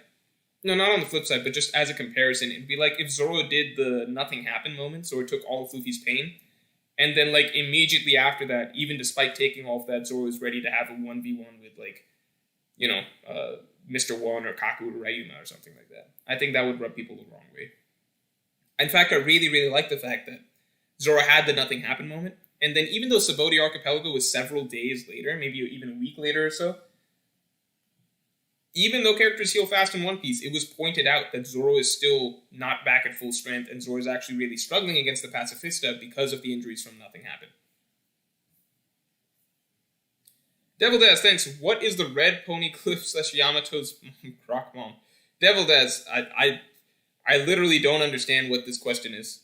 Can anyone explain to me what this question is? Where is the Red Pony Cliff? Where's the last Red Poneglyph? Okay, where's the last Red Poneglyph? Strife, thank you for laying down the law. Stop spamming the same comments over and over. That's right. I already told you Big Mom is cute. Don't need to answer that one again. So, I think that the last Poneglyph, in my opinion, is in Elbaf. That's basically where I'm at. I think it's in Elbaf. So I think we get one from Big Mom, one from Kaido, one from Zoe, and then one from Elbaf. And I think that kind of just charts out pretty neatly. So, I mean, we go from Zoe, pick up one, Hokage Island pick up one, then Wano pick up one, then Elbaf pick up one, and then we've got all four. So I like that. I also think, by the way, that the red poneglyphs are like one of the best late game concepts that Oda came up with. It's not even late game because, you know, it started like chapter 800, around the early 800s is when it was planted, and it's going to be a long time. It's probably going to take till, at the rate we're going, it'll be like 300-ish chapters for them to collect all red poneglyphs minimum. You know what I mean? Like, it'll probably, because Wano's, yeah, I don't imagine them having all four collected by chapter 1011. It's not 1011, chapter 1100. So it'll be like at least 300 chapters to collect all the red poneglyphs. So I think it was one of the best concepts that Oda planted towards the end of the series because it makes the journey to Rafto actually involve some degree of treasure hunting and like acquiring clues and attaching a sort of accomplishment or reward for each new obstacle that they overcome, right? So going to Big Mom's territory, getting that feels like a win at the end of the day because they came away with a red poneglyph. The Zoe one was just to start the concept, obviously. And obviously after defeating Kaido, they get 3 out of 4 red poneglyphs. After they do whatever they do in Elbaf, it's just good incentive for them to go to each place, and it's a good sort of reward for them accomplishing whatever they need to do at that place. It's just putting the pieces together for the final part. It feels very treasure hunty and just piratey. You know, pirates having to go take down other pirates to take their treasure, in this case poneglyphs, to ultimately get to the biggest treasure, which is One Piece. I like it a lot. Super Shiba, thanks a lot. Hey, how do you feel about Dogecoin, Super Shiba? How's that going? I heard there was a bit of a crash yesterday because that Elon Musk stuff didn't really boost it the way people thought. Super Shiba, but I am also a little salty because I probably sold my Dogecoin way too early several weeks back. Could Toki's fruit speed up Zoro's healing process? Oh, that is a brilliant idea. Props to Super Shiba, everyone. I really like that idea. That is awesome. Could Toki's fruit speed up Zoro's healing process? Yeah, that's a great idea. Even better. I think Marco is the more straightforward answer, but I love that concept because if we look over here, everybody look, Toki falls under unknown, but we feel like it is probably Toki. Toki's running around, and we know that you can't go back in time, but you can go forward in time, so I think that that's a great idea. If it's not Marco, it might be Toki. DBN, thanks a lot. What do you think about Marco dying in Wano? What do I think about Marco dying in Wano? I don't think Marco's going to die in Wano. But Marco could die in Wano. Marco is very killable just because he's, I don't know, he just is. You know what I mean? Like, he's not so crucial to the story that, like a Shanks or a Dragon, that you feel that he has to play a role later down the line. Obviously, I do think that Shanks will die, but I'm just saying that Marco dying doesn't really change that. Like, nothing is really lost. He's not a major world figure. He's just a strong character. I mean, he was just living out on his own in a village at this point, but when we met him. He's not a major world figure. He's just a strong ally to have. He's a bit of a slight big brother figure, I guess you could say, to Luffy. Not even really, but you know what I mean. Like, Marco is someone that clearly is looking out for Luffy in some way. I do think that losing Marco, who you could argue at the start of this battle, not now anymore, but at the start of this battle, obviously Luffy has taken several steps forward, but at the start of this battle, I think you could definitely argue that Marco was the strongest character on the Alliance's side, period. I think Luffy has clearly passed him up at this point and is going toe-to-toe with Big Mom. But at the start, if I had to guess who was the strongest character the Alliance had on their side, I would have bet it was Marco. Arjun James, thanks a lot. I mean, Marco is right now taking on King and Queen at the same time, right? King and Queen at the same time. That is pretty insane. One big dingus, thanks a lot. Do you feel like the raid has been a lot of setup with little payoff? I feel like we've seen so many fights set up only to not be fleshed out, in my opinion. I think that we just generally, so far, if we attribute a lot of what has happened to being skirmishes, then I think yes. So, like, we got to see Yamato versus Sasaki for a moment. That turned out to be a skirmish. I think what will make it feel like lack of payoff would be if, so the Usopp Nami page 1 situation, I think that was the first time that I thought that maybe there was a fight that we should have gotten that we ended up not getting. Or not should have, but like it really felt like we were excited to get, which was Nami and Usopp versus Ulti in page 1, and then page 1 just gets taken out. I think that was the first time I felt like really let down by a potential matchup. At the moment, I feel like Oda's putting final matchups into place, and a lot of the stuff that was happening before were more so more so little skirmishes that we were getting here and there, like people versus Apu, stuff like that. I hope that the page 1 scenario doesn't happen again, or maybe page 1 gets back up or something like that. We'll have to wait and see. Samaya Goel, thanks a lot. I'm still not convinced OP will end in 5 years satisfyingly without feeling rushed. So, fun fact, the editors editors recently in an interview also said 5 years, I think, unless it was a fake interview, but I saw somewhere recently that editors once again said One Piece is another 5 years. They said 5 years 2 years ago, they said 5 years, I think, a year ago, so I just don't know what 5 years means anymore. So I think we've got time. Hiyori ate Toki's fruits is Riri. I did see some people saying Hiyori is dead. Sure, but the concept being that, like, if the fruit is still around, that could heal up Zoro faster. I think that's a really cool possibility of how the fruit could be used. Devil Daz, my question was, where is Kaido's red poneglyph? Oh, and who is Yamato's mom? Okay. Kaido's red poneglyph. So we know that there was a poneglyph at the bottom of Orochi's castle, but it was confirmed it wasn't the red poneglyph, right? Law found a poneglyph at the bottom of Onigashima. I'm sorry, you guys will have to help me. Did Law find the red poneglyph? It was a different poneglyph that he found, right? Am I right? I don't know if Law found the red poneglyph, but he did find a poneglyph at the bottom of Onigashima. Can you guys help me on that? I don't know if it was the red poneglyph.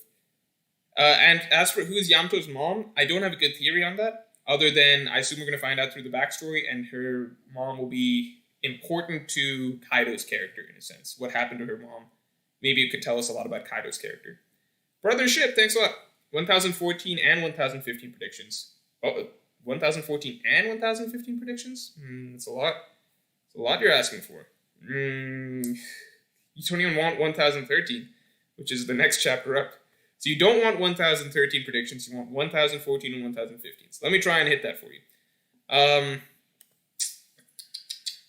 think 1014, 1015. So in the next couple chapters, it's just really hard. I mean, I've been saying that for bits and pieces, but as a commenter recently said, it does feel like we've been getting certain fights set up, like Kid versus Big Mom, and then that doesn't really follow through. So are we supposed to believe that Kid is actually ultimately going to run into Big Mom and get the fighter? Or was that just a teaser for something else? We thought that Sanji would be going to help either Momonosuke or the Scabbards, and that didn't really happen. It's very, very hard to predict what the next set of actions is going to be. I think if Oda is setting things into place still, I think we're going to stay below the roof for a little bit.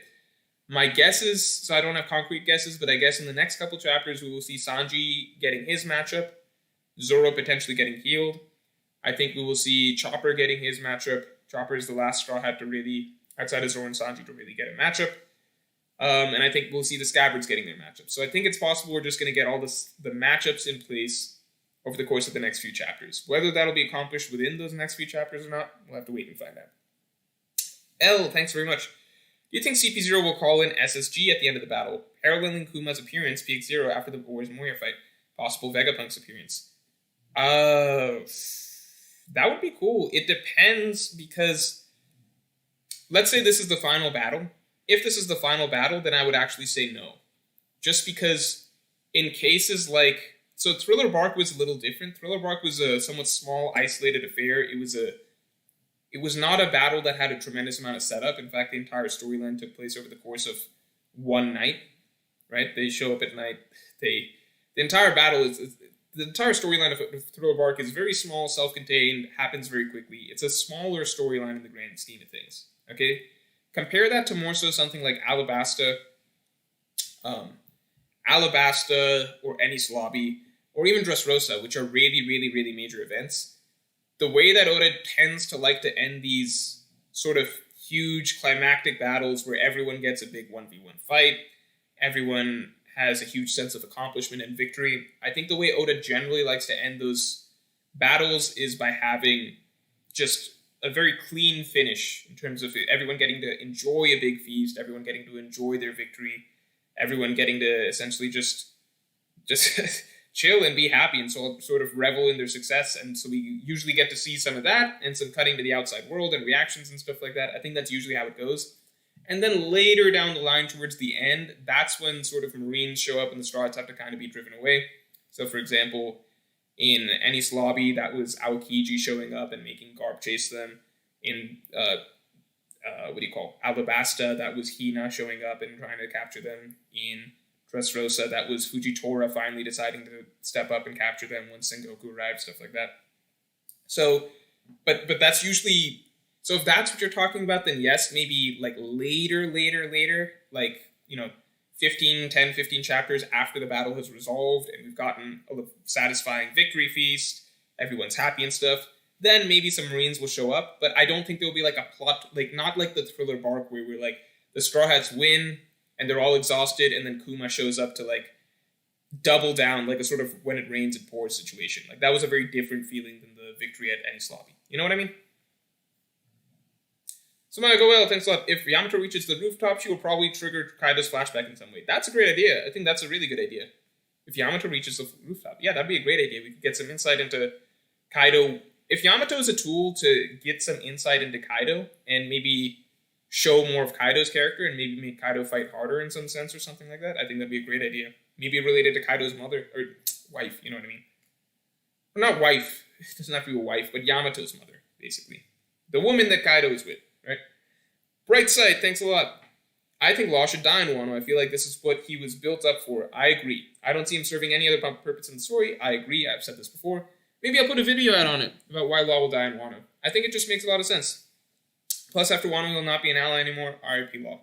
So we can't say that for sure confidently that he wouldn't be an ally anymore. I think we would have to, because new motivations could develop after Wano, especially as some previous commenters said. If we find out more about the Will of D, and then suddenly there's new incentive for Law and Luffy to both be trying to find the same thing together and not necessarily compete with each other. But I just think that, Law's storyline started with the Kaido storyline. He was the one who instigated this. He started it. His main storyline himself has resolved. All that's really left for him is trying to find the Will of D, which doesn't feel necessary for his character to discover. It's more so newer motivation that he got after the conclusion of the Dressrosa events to kind of keep him as a motivated character. But the more important thing is that he has this Chekhov's gun of the power of the Ope-Ope no Mi fruit to give someone a special surgery at the cost of your own life. I just think that his storyline does end in Wano. He doesn't have a clear place in the overarching story of One Piece going forward, in my opinion. Like, he's not a hardcore competitor for Pirate King. I think he's maybe expressed that only once in the entire series that he's only talked about the One Piece like once. You know what I mean? That was pre-time skip. And that was mostly to his crew. I don't know if his crew even knows exactly what he wants. 1996 Snowfall, thanks a lot. Since it looks like both Law and Kid are heading towards Big Mom, do you think it'll be Law and Kid versus Big Mom? Oh, that's a cool idea. I think that's a very cool idea. I think that that's a great idea, if Law and Kid fight Big Mom. Let's see if that's what plays out, but, if we got Luffy up top versus Kaido, Law and Kid versus Big Mom, I think that's a great idea. I should have picked up on that since I saw this is what the infographic shows in the first place, but to me, I was just like to me, Law's matchup it's more so Kid versus Big Mom that I'm thinking of, but I think it's perfect if Law gets mixed in there as well. It gives him something to do. Devil Death, thanks a lot. Usopp versus Kaido, assistant, or the Mary surveillance, or the Mary Usopp versus Kaido's assistant. Oh, I think that's a good idea, but I would like Usopp to get a better opponent than that. When we felt like he might be getting page 1, but instead it turns out to be that assistant. I don't like that quite as much. I do think it would be great if Usopp fought the numbers. David versus Goliath. People talked about, Usopp with the slingshot versus the 10 numbers. I think Usopp has some lie about taking down giants or something like that. There's some reasons that people have given for why Usopp versus the numbers makes sense. I really like that idea a lot. Smigoel, Kaido flashback can also reveal things about rocks. Yeah, I think it definitely will, because it will most likely start with Kaido getting his fruit from Big Mom, right? Because Kaido was an apprentice to start with. He got this fruit from Big Mom. I think that's most likely where the interesting part of Kaido's story really begins. So I assume we will get a glimpse of the rocks battle, and that's going to be a major game changer for the story. Stephen Dwyer, thanks a lot. Tashigi equals Quina equals Momosis. Raid fails, Marines come. I would love Raid fails, Marines come. I'm 100% on board with that. Tashigi equals Quina equals Momosis. So I still think people talk a lot of shit about the Tashigi Quina theories, about how it's not really anything. I still think, personally, that there might be something there. I'm not going to sit here and say that I think that, Tashigi is Hiyori all along, and the Hiyori that we've been getting has been Toki or something like that. But I still like to believe that there's something possibly more than... I'm not going to try and set myself to be disappointed if Tashigi just turns out to be Tashigi and she's her own character, because that's totally fine. That's great. Tashigi, I like that character, as long as her character gets to step up in certain ways that it seems like she's set up to. But I do think that, it just feels like certain things that Oda's been dropping here and there, like us finding out a little more about Zoro's backstory, us finding out a little bit more about how Quina's people came from Wano, similarities to Tashigi, the fact that the Marine Smoker Vegapunk might be showing up in Wano. I do think that there's just some potential there that I'm going to try not to think about of what Tashigi's storyline actually could be, because it seems like it's something that Oda may have been actually planning for a long time. If it's nothing, then it's nothing and we're not too upset about it, but I'm not going to bet on it or anything like that, but I still, in the back of my mind, feel like there could be something there. Maximo, thanks a lot. Morge, what if Jinbei only escaped because he sacrificed most of his lifespan so Big Mom would let him go so he could go to Wano at any cost, like Luffy said? But why would Big Mom then let him even do that? I think at the point that she was at, she wasn't in, the spin the roulette wheel mode anymore, I think she was in, you guys are done for, basically, right? She was out for blood. So maybe that's the case, but I don't think she made them all spin the roulette wheel. I think she was really, really mad in that moment. Morge saying the word ulti out loud. What's wrong with that? What's wrong with the word ulti? What's wrong with the way I say ulti? That's just her name. Lamonke. Izzo and Kiku hold off King. Sanji versus Queen. Zoro heals. Okay. Kiku wouldn't be involved in that. Kiku's fighting Kanjuro, it looks like, but maybe Izzo and Kawamatsu holding off King till Zoro heals and he can fight, King. I think if that's possible. Amanze Anakani, what do you think of the Los Angeles Lakers right now, Norge? Please answer. So I'll be honest, I've not been super invested in basketball this year. I think there's been so many injuries. I think the fact that, lack of... It's just a lot of small things. It feels like I've had just a little less investment in the season overall. So I've not watched Lakers games recently. I know that a huge part of why they've dropped so far has been LeBron and AD's injuries. I still believe that if LeBron and AD really need to turn it up, be on the floor at the same time, I think they will do that when it comes to it. I think this is also a case where basically being the 8th seed this year is not the worst thing in the world. Being this... Ulti is not a racial slur. Shut up. That's not the case. But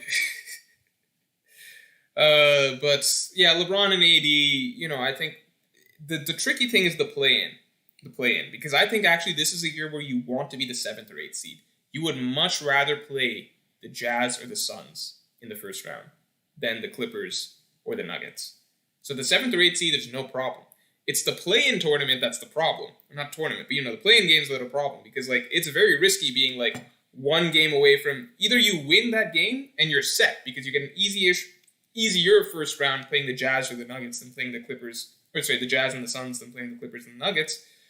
Or you lose the play-in game and suddenly you're not even in the playoffs, Eris says, I don't see Yamato accomplishing much of what she wants during the raid. She's strong and knowledgeable about current events, but I feel like a lot of her confidence comes from knowing the script. Yeah, Yamato as a character just feels like a character that is fundamentally flawed in the way that she's thinking at the moment. So, she's read this logbook. She knows nothing of the outside world. She's read this logbook. She's going off of this concept of what Odin is and what she needs to be to be Odin.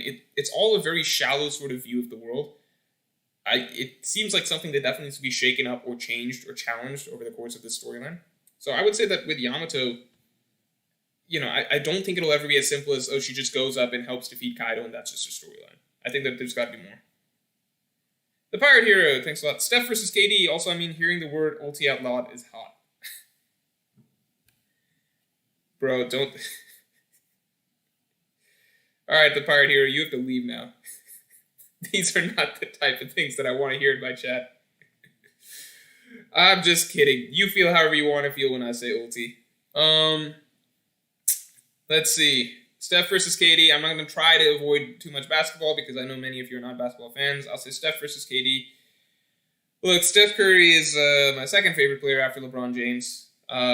He was the player that really got me into basketball, so I'm a more recent basketball fan. Like, I got into basketball watching Steph Curry's unanimous MVP season. Steph Curry will always be my favorite player to watch. I think at his peak, he is the best offensive player of all time. Like, when he's playing well, I think that's the best offensive player of all time, in my opinion. Just the most explosive offensive player. I don't count Clay because his stuff is just too... It's too infrequent. It's like really, really infrequent. I don't count Clay in that sense. But I think Steph has the highest peaks. I think offensively there's an argument that he's even like maybe on par with KD. But KD's just a better player overall, I think. I think it's impossible to stop KD, whereas Steph can be like not hot some days or like just get smothered by defense if like everybody gets really physical. And he's still really, really, really good when that happens. It's just that I think that even though his highs are probably higher than KD's, I think Kevin Durant is just the most consistently unstoppable scorer of all time in NBA history. So offensively, you could even make the case that they're about even, but then you throw in defense and it's just like, KD's probably just better. Steph's a better playmaker, so that also matters. So I don't know. You can always make the argument for Steph, but I think I have to be honest. I don't even like KD that much at all. But being honest, I would say KD's the bigger threat for, being the better player, I guess, I suppose. Devil Death, thanks a lot. Big Mom Power is interesting. She said she has no spirit to use against Marco, while we've seen Zeus, Sun, Sword as her main souls. Mysterious. Yeah, I don't know about I don't know if we can call it an inconsistency about whether or not she had any souls to use. Maybe she just would rather have not used souls to fight Marco, whereas because there's bigger fish to fry, I suppose. Not bigger fish to fry than Marco necessarily, but like more fish to fry. Like she had other stuff to do. She wanted to take on the Straw Hats or whatever. I hope that's addressed at some point. But if it's not, then my headcanon is just going to be that, Marco, this was like an isolated battle away from the main battle going on. She wanted to get to where the main action was, and maybe if she had to use souls, then she would use them there. So maybe more like didn't have souls to waste. I don't know what to say. It doesn't seem like making Hera would have been a waste for her even in that moment. Maybe it takes a little time. It did seem like it took a little time for her to make Hera. She couldn't have paused and just taken some time to do that to knock out Marco. Cersei DM, if Im got the immortality surgery, isn't this fact already the Chekhov's gun firing? It doesn't need to be fired twice with Law doing the surgery too. No, because that's not how that works. The Chekhov's gun is more so the fact that the user dies when doing it. So just because Im got the surgery a long time ago, right? Just because Im got the surgery a long time ago, that doesn't mean that, like, the fact that the current user dies when doing the surgery, that no longer becomes relevant. There's no reason for Oda to add that in. So that's the part that's the Chekhov's gun, really. The fact that if this is used, then there's a consequence. Im getting it done like 800 years ago has nothing to do with it. And on top of that, the fact that just the way the Chekhov's gun concept works, it's that basically if there is a gun on the mantelpiece or the fireplace or whatever at the start of a play, by the end of the play, it should be fired. So, just hearing that, hey, the gun was fired 10 years ago when I shot an animal with it, if you hear that in a play, that doesn't change the fact that the gun still should be fired at some point over the course of the play itself. You know what I mean?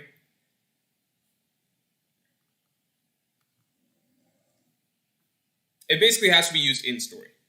Blue Fire, thanks a lot. Does EOS Sanji need Advanced Conqueror Saki? No, it doesn't fit his character. I've always said that it doesn't fit his character. And, like, you can be very strong without Advanced Conqueror Saki. Like, look at Garp.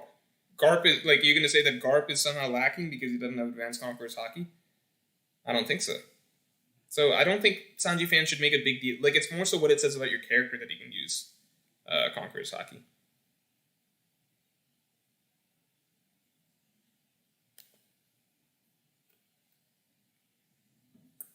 Okay, and I'm going to call the stream in 20 minutes. So just giving you guys a heads up on that. Calling the stream in 20 minutes. Was there anything that I really wanted to talk about before then? Infographic of the fight. Not really. So I forgot about these guys. These guys over here. What do we think about these guys? So page 1 is done. Well, so these guys, like this guy, and like this guy, like the random samurai that were on Kaido's side, do we think that they were ever going to be important? Or just not? I guess there are 4 numbers that are unaccounted for. 1, 2, 3, 4, 5. No, it's 5 numbers that are unaccounted for. Pierce Sullivan. Morge, what's your favorite comedic gag in One Piece? Like Zoro getting lost or women not caring about... If you're talking about running gags, favorite running gag. Favorite running gag is a little difficult. My favorite gag period is... my favorite gag period is the Duval gag. My favorite recurring gag is probably... I think Oda always finds new ways when Luffy meets a character to be confused, or Luffy being bad at recognizing people. I think that that's always something funny. Because even, for example, like, even when Oda does it, like, back-to-back, like, during the Foxy fight, right? Like, Luffy runs down into the... below the deck, and he runs into Foxy in disguise twice and fails to recognize him twice, and Oda gets 2 gags out of that, and like they're both funny, like they're both 2 different gags, and Oda's able to land him twice. I think even just recently, Luffy, when he runs into Reiju for the first time, Luffy just thinks that that's Sanji. I think that Oda often has a good way of finding a new way for Luffy to be surprised or to get something wrong. I think that's a good running gag. I think besides that, I'm at a point where a lot of the running gags in the series, I think I need to see them in sort of new ways or new contexts for them to be really funny. Like, for example, Zoro having bad direction. I think I need a new sort of joke around that. You know, it's not that the joke needs to die, but that I would rather always see like a new way to spin the joke, right? I think Oda's still good at introducing new running gags, like, for example, when Luffy was traveling up towards the rooftop of Onigashima. When Luffy was traveling up towards the rooftop of Onigashima with Sanji and Jinbei, we saw how they treated all the very proud, arrogant gifters who kept jumping up in their way. And I think there was a really good running gag with how easily they were disposed of how much of a non-threat they were, you know? Michael Clementes, I've seen you comment this a couple times. What happens with Kaido after Wano? So... do we think Kaido is going to die or not? Do we think Kaido is going to die or not? I would say no.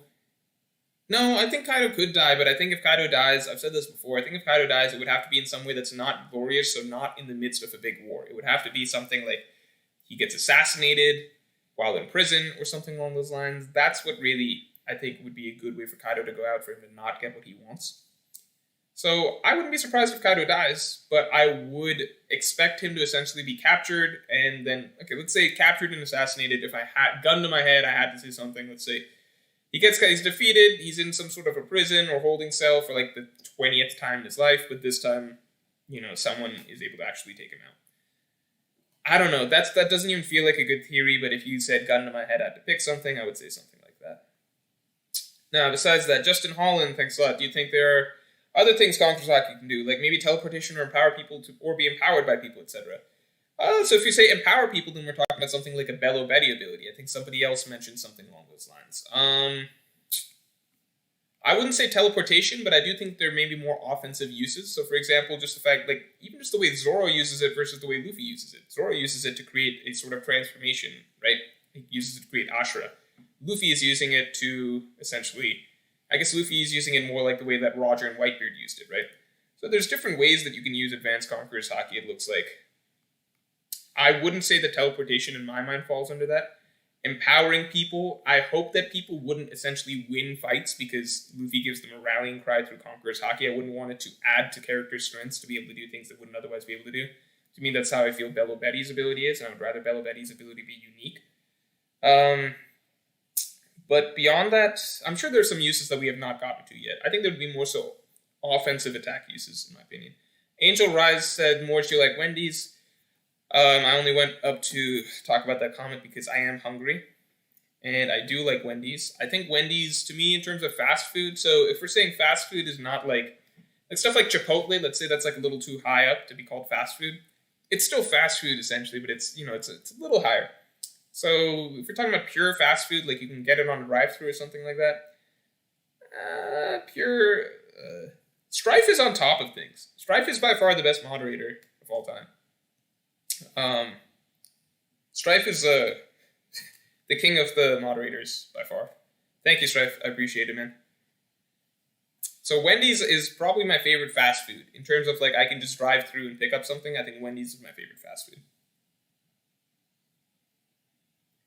Taco Bell supremacy? Guys, you know how fucking bad Taco Bell is? Taco Bell is the worst. It's so bad. I used to love Taco Bell when I was a kid. But then I grew up a little bit, and I had, like, the barest minimum, bar for quality in terms of the food that I eat. And immediately I realized that Taco Bell is the worst. You know what they do with Taco Bell? What did I fall for? I didn't fall for anything.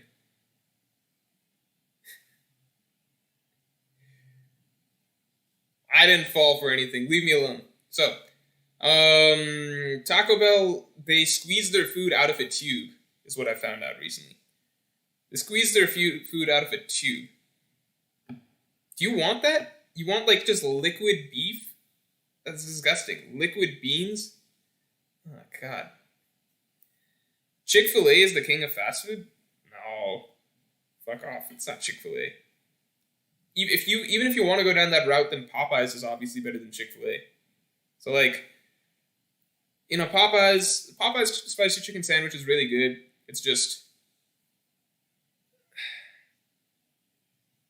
that comes down to taste a little bit.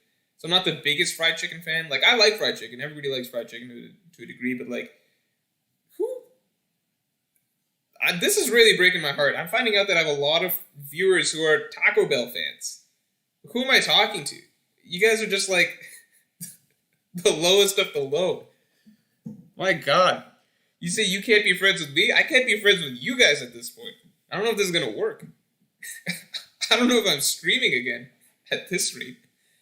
I'm just talking to a bunch of people that like Taco Bell. Popeye's supremacy. I can get behind... I respect Popeye's fans in that, like, I get, like, you just have a certain food preference. If you like fried chicken, then, like, Popeye's is the best for that.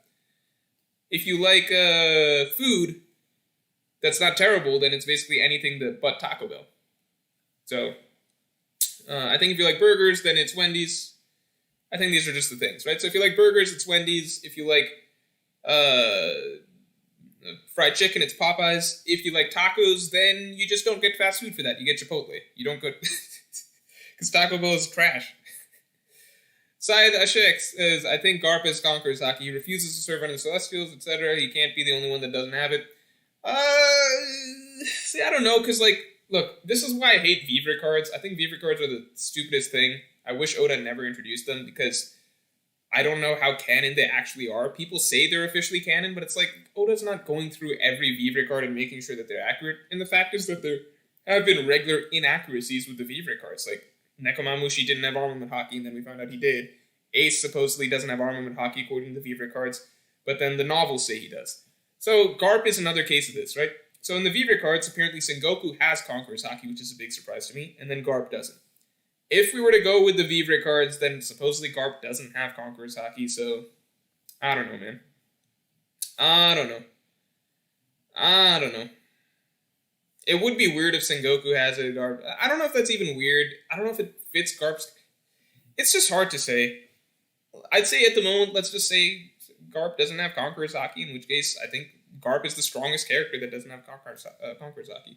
AJ Kiss says, Morge, you didn't answer Justin Holland's question. What is Justin Holland's question? Let me see if I can find it. Justin Holland, I'm looking for you. Other people, let me know what Justin Holland's question was. Oh, okay. No, I just answered this. I talked about Justin Holland's question. What are you talking about? I talked about this. Other uses of Conqueror's hockey. We just went over it. Alright,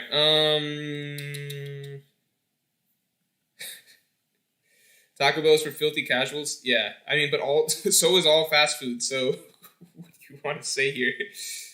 No, like, if you're going for, like, the most refined fast food pick, then you're no longer fucking picking fast food, are you?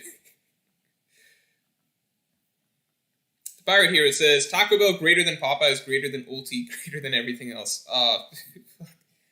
It hurts me that every time I say ulti, you get a little excited. So you just tricked me into saying it again. Also, you're wrong. Richard Stevenson says, I worked at Taco Bell for 3 years. The beef boxes are labeled meat filling with caramel coloring. All right, everybody. So Richard Stevenson has just ended the debate.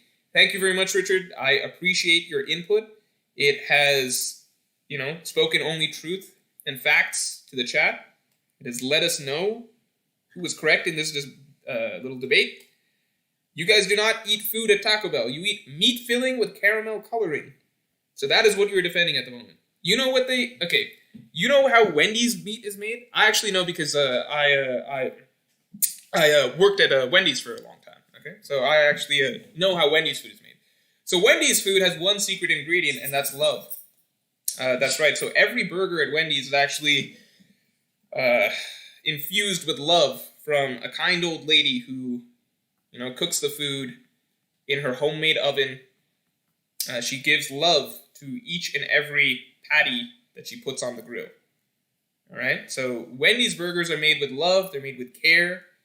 They're filled with hopes and dreams. They're made by kindly old grandmas who want nothing but to feed the customers the most delicious, healthy, nutritious food that can possibly be made. So, you have that on one end. And I know this because I hand to God, I worked at a Wendy's for the better part of the last 2 decades. I may not look it, but I'm very old. I've been working at a Wendy's for a long time. So I know exactly how Wendy's food is made. So I can tell you right now that Wendy's food is made with love, kindness, nutrition, heart, all the things that matter in good food. And then Taco Bell, you have meat filling with caramel coloring. So there you have it. Debate closed. Thanks to Richard Stevenson's experiences and my own. PD Boy, thank you very much. I've seen some other YouTubers say that Kaido is not the real big bad of this arc. What do you think? Luffy could job Big Mom and Zoro might fight Kaido. What? We still pushing for Zoro fighting Kaido after all this? So Zoro's going to get healed and then sent back up to fight Kaido. And then Luffy's going to go move Kid and Law out of the way and fight Big Mom. We're still doing this? I don't know. Who's saying that Kaido's not the real big bad of the arc? Who are these other YouTubers? Who's saying this?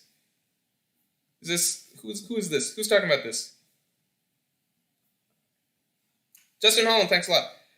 Don't worry, Taco Bell doesn't exist to me. Yeah. Do you think Crocodile will help Luffy learn Awakening for some reason?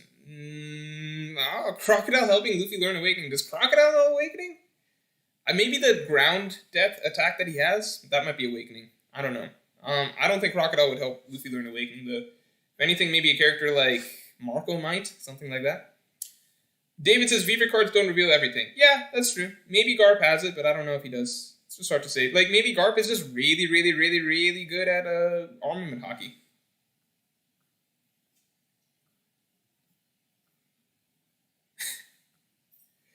Make Richard a mod.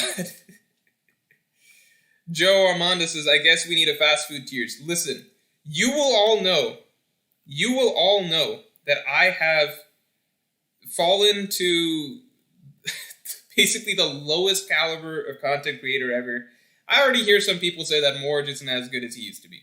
That's fair. That's probably because I do more content nowadays that, I do a larger mix of content in that, some of my content is more casual, more fun, more discussion-based. Some of my content is theories that aren't as, concrete as some of my other theories. I'm aware of when I put out a theory that's, really, really thorough and in-depth, and when I put out a theory that I just think is an interesting idea that I want to explore.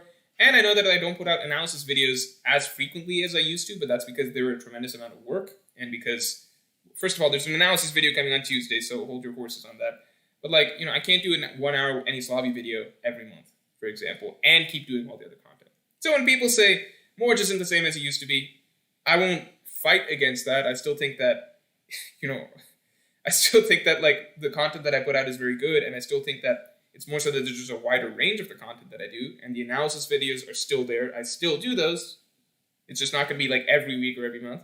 I still put out theories that are fairly in-depth, but you are also going to get once in a while stuff that's more lighter theories or lighter discussion topics, because I want to talk about the things that are happening in the current story. So not everything is going to be, as in-depth as the Whole Cake Island video that I did back in the day. Not everything is going to be as in-depth as that Elbaf Shanks video, right? Although I hope you did enjoy that Kid video. How many people enjoyed the Killer Might Die video, which had my theory on Kid? Because I think that was a really what do you call? That was a really long time. That's one of my favorite theories. That's one of the theories that I care about the most. I acknowledge that I don't have as much evidence because I was kind of going to wait till Killer actually died, if he was going to die, or till the end of Act 3 to share that theory, but I decided to share it a little ahead of time. But, point being, how did I get on this topic? Point being, you can feel that I'm not as good as I used to be. I think the quality of videos are still there. It's just that I also do a larger variety of videos, so that's just the way things are nowadays. But you will know that I've stooped to my absolute lowest, and that there's no... I'm now a shadow of my former self. I'm now essentially completely on the other end of the spectrum from the Morge that I once was when I do a fast food tier list, okay? It is the saddest, most generic type. It's something funny and quirky that somebody did once, and then everybody else thought they were a fucking hilarious genius for doing a fast food tier list from there on. If you're a YouTuber who does a fast food tier list, just, dear God, like... I know many successful YouTubers do fast food tier lists, but it's just like, look at yourself. Like, it's the lowest hanging fruit. It's just sad to me. It's like, why are you doing this? Why don't you do something actually interesting or something fun or creative? Like, why are you taking something that's like a fun, quirky idea? Like, if you're the first person ever to think of fast food tier list, that's a fun, quirky idea. Why are you just like clinging on and being like the 400th YouTuber to just do this stupid idea? Because it's a stupid idea after the third person does it, for the record. Brightside, thanks a lot. Which musical genres do you like? Hip-hop, rock, pop music, jazz, etc. And who's your favorite rapper if you have one? Mine is Drake. So I'm not going to pretend that I'm a huge rap fan, but from, like, enough that I've listened to, and, like, I've had my moments, you know, you go through phases and stuff when you're listening to rap to a certain degree. So Biggie Smalls is probably my favorite rapper, and that's, like, weird because, you know, I'm not, like, huge into rap, and I'm picking someone from the 90s, but that's probably the case. I guess today, just because my roommate's pretty into rap, so he's like gotten me into it somewhat. Modern rappers, I'd say J. Cole. So nothing crazy there. In terms of musical genres in general, I suppose, you know, you could say indie. Indie's funny because indie's supposed to be like, oh, that's like the pick that like you're not into the mainstream stuff, but at this point, like indie, everybody's into indie, right? Like I think once you're in a certain age group, like college plus, like everybody likes indie music to a degree. Like rock, pop, etc. Like, it's not... I like some mesh of that, essentially. Maximo! Morge, why do some people think Blackbeard is so strong? 3 times skip Luffy landed a hit, and we have examples of broken Devil Fruit users being trash at combat. Blackbeard is so strong. I think that Blackbeard, because past a certain point, like, even if... One, it's hard to measure... Okay, I do think that people tend to overrate how strong Blackbeard's, like, raw, no Devil Fruit fighting ability is. You know what I mean? But right now he's got arguably the 2 strongest fruits in existence, and that does mean something. And if he picks up a third, then it's just going to be insane. And I know that, like, a lot of overpowered Devil Fruit users might not be that strong straight up, but one, Blackbeard might, like, he's always seemed like he's got more up his sleeve, or he's a better fighter than he essentially appears. I definitely don't think, like, you know, he's going to be 1v1ing any of the strongest characters in the world without his Devil Fruits. I think that he himself has made it pretty clear that he can't do that. And he's a far ways off from that. But at the same, and I think a lot of people overrate him in that aspect. But I think once you're at a certain point where you've just got 2 of the strongest Devil Fruits in the world, like, it's just different. It gets past the point where your physical capabilities really hold you back as much. And on top of that, right, because think about it right now. So Blackbeard's Darkness Fruit allows him to cancel out any but other Devil Fruit's abilities, right? So if you're a Devil Fruit user, your abilities don't work against Blackbeard. And Gura Gura no Mi is the strongest offensive physical force that you can have as a Devil Fruit user. So if you try and fight him like fist to fist, like I don't care how strong your Haki is, it's not as strong as the Gura Gura no Mi. That's a fruit that very light that can destroy islands, most likely with a single punch. So, you know, you can kind of see, like, Blackbeard's picked 2 fruits that are extremely, like, it will negate any special abilities anybody else has. And if you try to go just blow to blow with him, he has the Gura Gura no Mi, right? Like, it's the strongest offensive Devil Fruit. So, in that sense, I can see it. So, I guess the only thing really holding him back is something like speed. But so someone could be faster than him and get in a hit before he can hurt them. That's probably his only weakness at this point, right?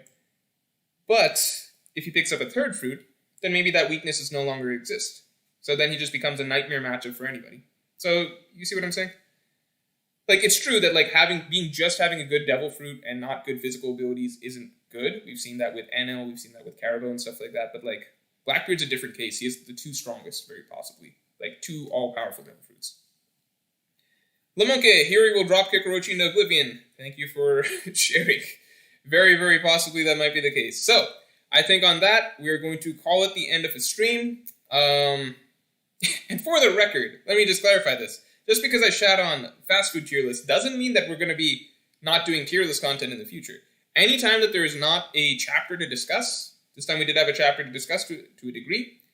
The Young Voldic says, I think the strongest food is Kainu's, isn't it?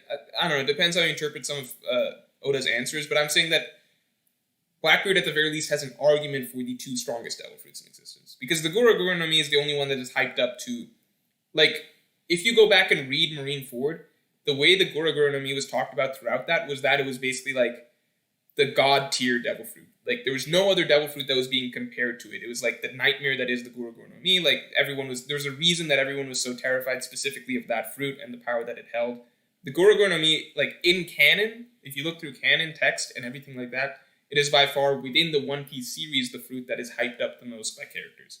So, and then the Darkness fruit as well, to a degree, that's more so hyped up by Blackbeard himself, but everything he says about it is true, which is that it is essentially the ultimate devil fruit because it cancels out all other devil fruits. So, there's an argument for both of those being the best. I think Akaino's fruit, Oda said something like it is the highest tier of offensive power. So yeah, sure, like probably in terms of just straight damage, it could really, really harm somebody more than any other devil fruit. You don't want to take a magma punch or anything like that because it shaves off any part of your body. But I'm just saying, like, in terms of straight destructive power completely, like the Goro Goro no Mi supposedly can destroy the world. That's probably hyperbole, but the point is, like, you've got Sengoku talking about this fruit as though it's something out of the ordinary beyond any other devil fruit. That's something to keep in mind. Again, anytime that we don't have a chapter, we're probably going to be doing some sort of tier list, some sort of fun content, something like that. Something that's interactive. I do the tier lists the way I'm going to do them because it's more interactive. That way you guys can vote on stuff. We can get a general Morge community sort of view on certain things. So we did devil fruits last time. I'll probably put up a poll beforehand to try and plan what the next tier list will be. But stuff like arc tier list, stuff like that, I think that those are fun topics. It's One Piece related topics. I will never do something like fast food tier list, unless I do it ironically, but even then it's kind of cringe. So, if I end up doing a fast food tier list, then just know that I have lost all sight of myself, and that I'm probably aware of it and have come to terms with it, but it'll be a sad day. Please still tune in and watch. Joe Armando, thanks a lot. You can do a color spread tier list just for fun. That is a great idea. I love that. That is a great idea. Thank you very much, Joe Armando. That is actually an amazing idea. I love that idea. That's an excellent, excellent idea. Color spread tier list. There are so many of them, though. So many of them, though. Maybe I'll have to do a poll in advance to kind of just get collectively everybody's favorite, like, 20 color spreads or something like that. And then we can rank those. I think that's the best way to do it. But besides that, I think it is time to call this a day for this stream. And, let's see. I will talk to you all later.